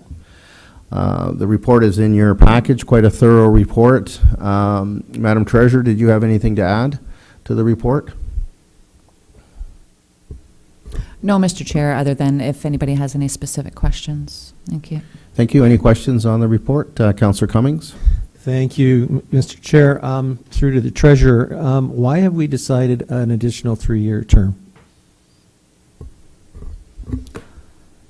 Thank you. Through Mr. Chair to Councillor Cummings. Sorry, the previous 5-year, the previous agreement with our current banking institution was prior to our most recent procurement bylaw update, and we did have an option to renew up to an additional 2 years in that particular agreement. Having reviewed the updated procurement bylaw, seeing that it only, in that particular clause, it covers more than just banking, so it covers a couple of our professional services that we do 5-year requests for proposals, such as auditors, insurance, and banking. And in the updated 2018 procurement bylaw, it does state 1 year, which is actually less than what our previous agreement is, and yet I would like to recommend a 3-year additional option to renew. And the reason for that is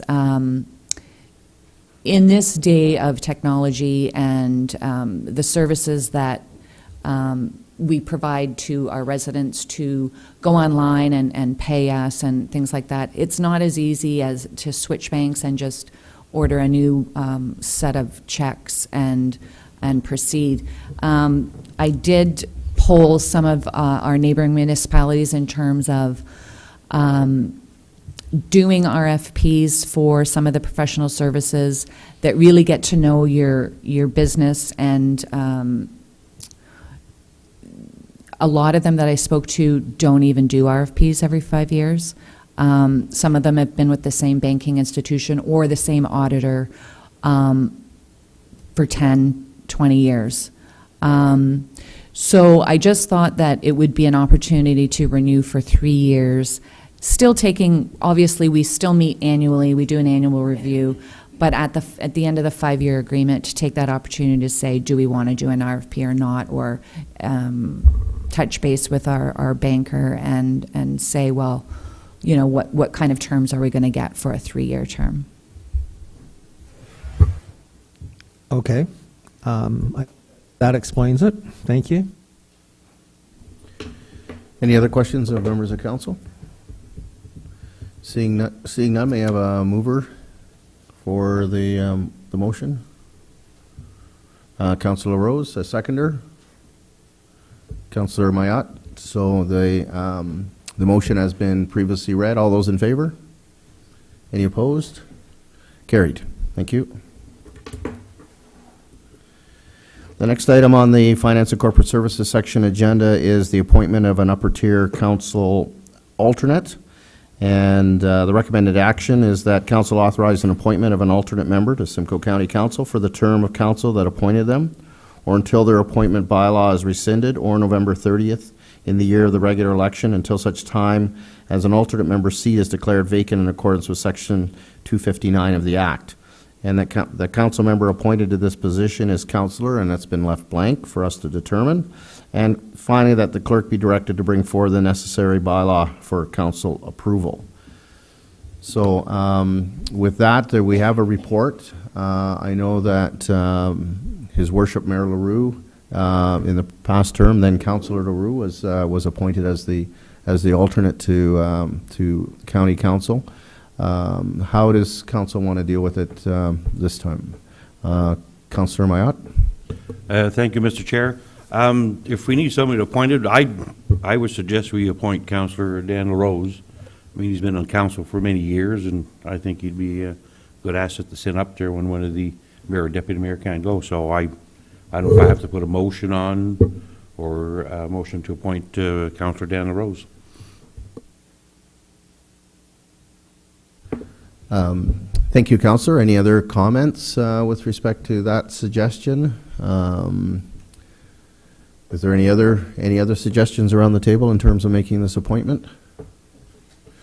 Seeing none, maybe I'll look down to Councillor Rose. It's been suggested, Councillor, that perhaps you would be the Town of Penetanguishene's alternate on County Council. Is this something that you would be interested in doing? I would be happy to do that, yes. Thank you, Councillor Rose. Any other comments? Any other suggestions? I know this is not a formal nomination, but so without any further comments or suggestions, then I would suggest, Madam Clerk, that in that motion where it's blank, that you insert the name Councillor Dan LaRose, and the motion would read with that name in there. Thank you, Councillor Varadkar. I just would have that Councillor Mayotte has moved that. I just would need a seconder for that motion. Thank you, Madam Clerk. May I have a seconder? I have, sorry, I saw Deputy Mayor Dubo first, so my apologies. So we have a mover as Councillor Mayotte and a seconder as Deputy Mayor Dubo. So do you need anything further, Madam Clerk? Thank you. All those in favor? Any opposed? Carried. Thank you. We're getting there, members of council. The fifth item is amendments to the procedural bylaw 2017-86, and it's the recommended action is that council approve the proposed amendments to the procedural bylaw, and the staff be directed to provide notice regarding the intention to pass the procedural bylaw at the February 13th, 2019 meeting, as per the notice bylaw 2010-47, and finally that staff be directed to bring forward the necessary bylaw amendments for approval. So in your package is a very detailed report. Madam Clerk, did you have anything to add to that report? Just to make sure that it is clear, because I know many of you know we're doing a review of all of our committees right now, and our committees really are a big portion of this procedural bylaw. There is a list of them there. The terms of reference are there.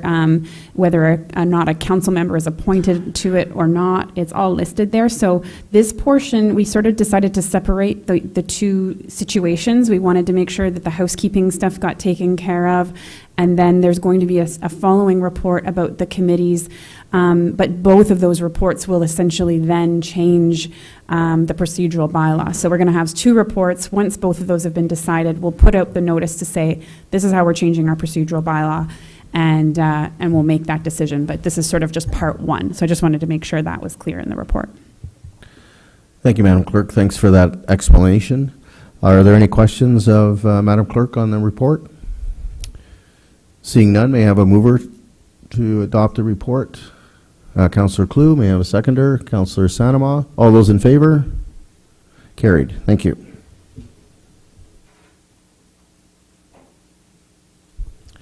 Moving on to the last item under the Finance and Corporate Services section, and we have the Council Code of Conduct, Clerk's Department Report 2019-03. Recommended action that the draft Code of Conduct be approved as presented, and that the bylaw be brought forward on January 23rd, 2018 for council approval. And again, in your agenda package is a detailed report with history about the evolution of the Code of Conduct and how we came to where we are today. I know the clerk has put a lot of work into this procedural bylaw, and with the assistance of our integrity commissioners. Do any members of council have any questions of the clerk? Seeing none, I do have one question, and I did have the opportunity to forward that question to the clerk prior to the meeting.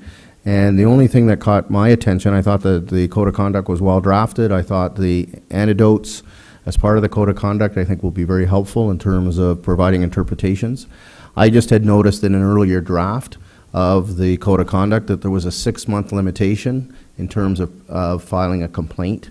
But in the proposed code of conduct, there is no limitation in terms of filing a complaint. And I thought that having a limitation would make some sense. I thought 6 months actually was a little too long. I thought maybe a 3-month limitation, so that if you felt that there was a violation of the code of conduct, as an individual, you would have 3 months to file a complaint to the Integrity Commissioner.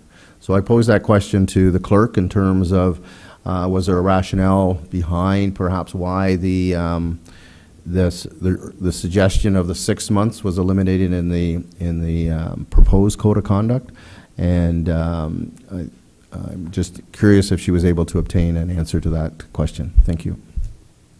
Thank you, Councillor Vadaboncourt. I did actually receive a response, and I can read it verbatim, but essentially our Integrity Commissioner said that there are reasons why they do not put the time limit on, and in short, unless you want me to read the whole thing, which I'm happy to do, they said that if there is if one should be inserted, it should be no less than 6 months. They felt that 3 months was way too short, and that their true belief is that there should not actually be a time frame.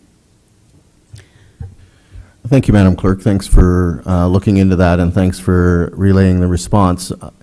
I express my personal view. I think if there was a compromise, I think having a time limit in there would be the compromise. I'm prepared to suggest 6 months would be appropriate. It's not ideal from my perspective, but I think having one, I think does lend some urgency to somebody who is going to put a complaint in.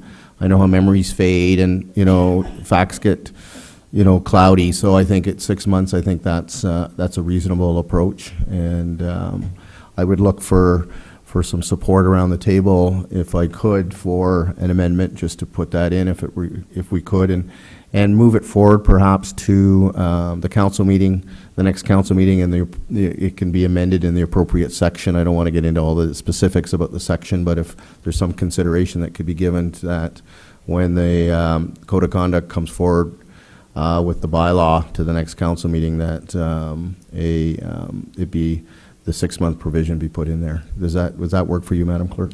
I'm absolutely capable. Yeah, I can make any changes that you'd like in that section. It's just whether or not you want me to make that change and then bring it for council approval, or if you want me to make the change and bring it for committee to review again. Any thoughts? We do have a little bit of a time crunch because it does need to be adopted by March 1st, but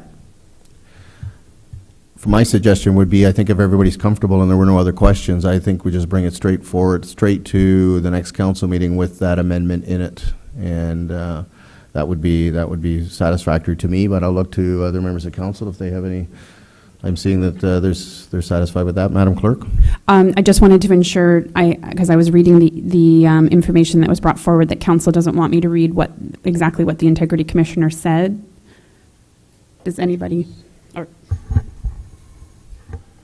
CAO Lees? Mr. Chair, I just wonder if it might be valuable for the clerk to provide a little bit of rationale in terms of what the recommendation is from the Integrity Commissioner. And the reason I say that is, as I read through this, there's a component that he believes, or that the Integrity Commissioner has identified, that he believes might fail the public interest test if there's a time restriction put on it. So it's entirely up to committee whether you want the clerk to just provide a summary of what that rationale is. And the only reason I say that is because of that one particular piece. And I would just be concerned that without committee having all that information, and the particular comment that the Integrity Commissioner has made, that he believes there's potential that it might fail the public interest test if there's a restriction put on it. I just want to ensure the committee has all the information before making a decision, that's all. Thank you, Mr. CAO. I think that's probably wise that the members of council should receive that information so they can consider that when they make their decision. So, Madam Clerk, given that, how would you suggest we proceed?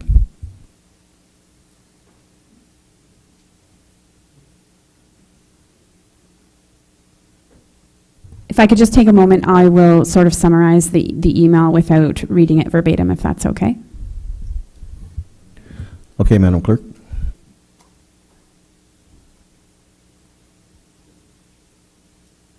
Councillor Rose has just put his hand up. He has a comment or a suggestion. Thank you. While we're waiting for that, I'm just a little bit lost on the issue here. According to the complaint protocol, it says a complaint must be submitted within 6 months after the alleged violation occurred. And what are you asking for the change to be? Thank you, Councillor. I think you may be referring to an earlier draft of the Code of Conduct. I think and I picked that up as well. You know, when I was first reading it, it had 6 months in there, and then I believe that's an earlier draft. And if you scroll down and you go to the one that is being recommended this evening, that is not in there, and that's what I picked up on, and that's what I asked the clerk about. And it took me a while because I had to go through the recommended one. I thought, where did I miss it? I missed it, and then it was actually in an earlier version.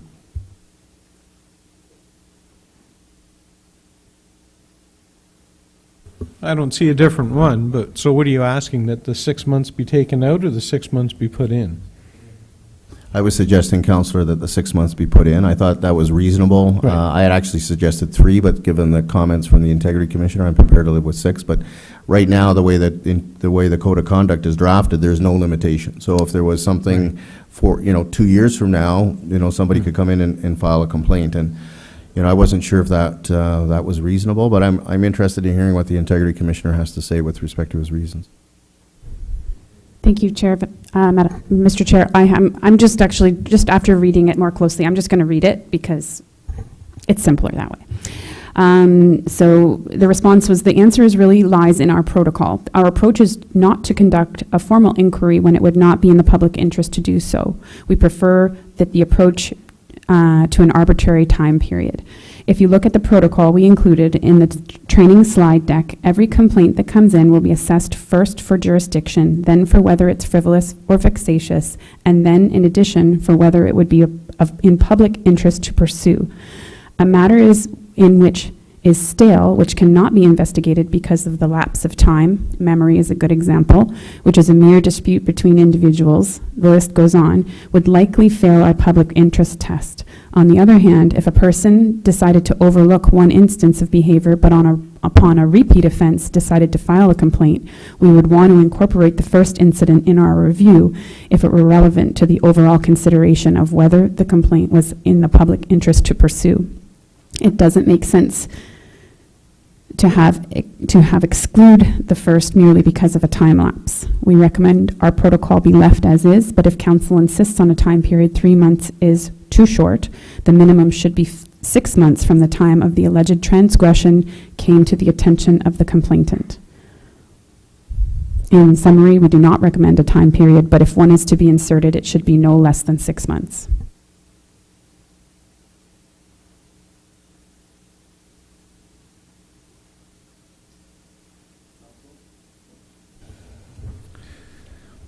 Council, any comments on that?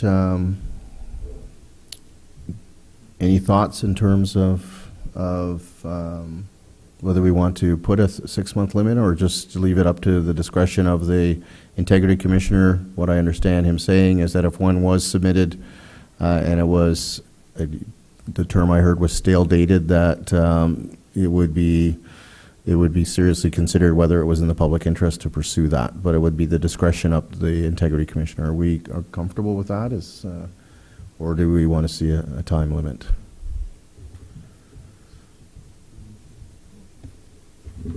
Mr. Chair? Sorry. Councillor LaRose? Thank you. I kind of like the 6 months. I understand what their point of view is, but when we look at some of the things that could happen, if somebody really has a problem with what a member of council does, they should have the time to look after that problem. So to me, 6 months, yeah. I would have a big problem if someone comes back and 3 years ago, Mr. Mayor, I didn't like the way you did this. Well, hang on. Was he just doing that for a problem? If someone's got a real problem, 6 months, they should have it looked after by then. So I would actually be okay with the one that's printed with ours, where the complaint procedure is within 6 months. Any other comments from members of council? Councillor Cummings? Thank you, Mr. Chair. I think 6 months is a reasonable period of time to to lodge a complaint. And I would go with your thoughts as far as 6 months is concerned. Thank you. Any other comments? Mr. CAO? Mr. Chair, I don't want to complicate things, but I think just looking for some clarity around, is it 6 months from the alleged incident, or is it 6 months from the time the incident comes to the attention of the complainant?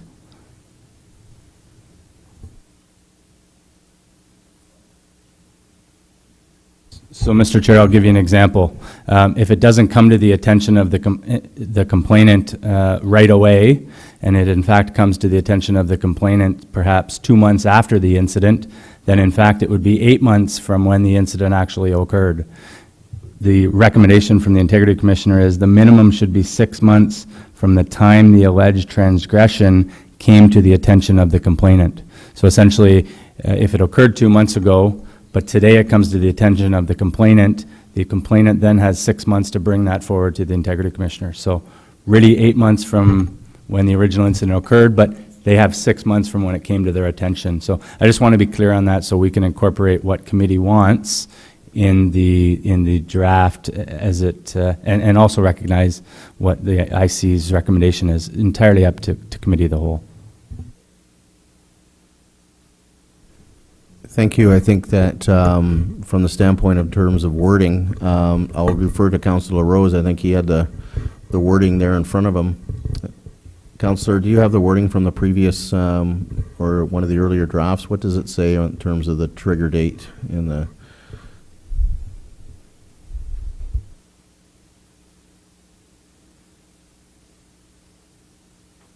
It's very simple on there. They just have complaints must be submitted within 6 months after the alleged violation occurred or submission of the relevant disclosure documentation.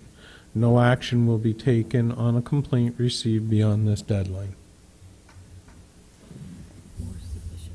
So that's the action, which is different from the Integrity Commissioner recommending 6 months from when the complainant became aware of the incident. So,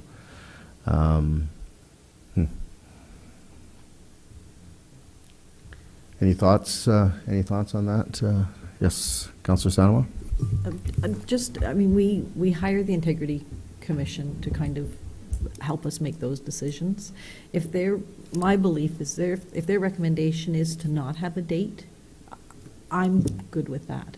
That's just my personal opinion. I mean, those are our professionals. That's why we've asked them to put things together and to kind of be our overseer. So I would be in favor of leaving it as presented. Thank you. Any other comments? Deputy Mayor? I agree with Councillor Sama. I think we're having a lot of discussion here, and as stipulated, the Integrity Commissioner is there for a reason. He's there to help us, and if they're suggesting that there not be a limitation, I agree. Then we should just continue to move forward.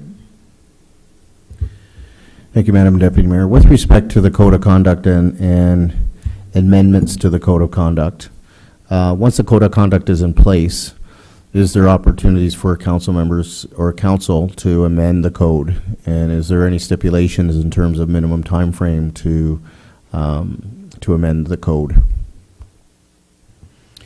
As far as I'm aware, there are no limitations. It's a policy and council decision. And if we discovered in 6 months from now there was a concern, and certainly that could be brought up as a referral item to go over and a recommendation to amend the policy, just like any other policy.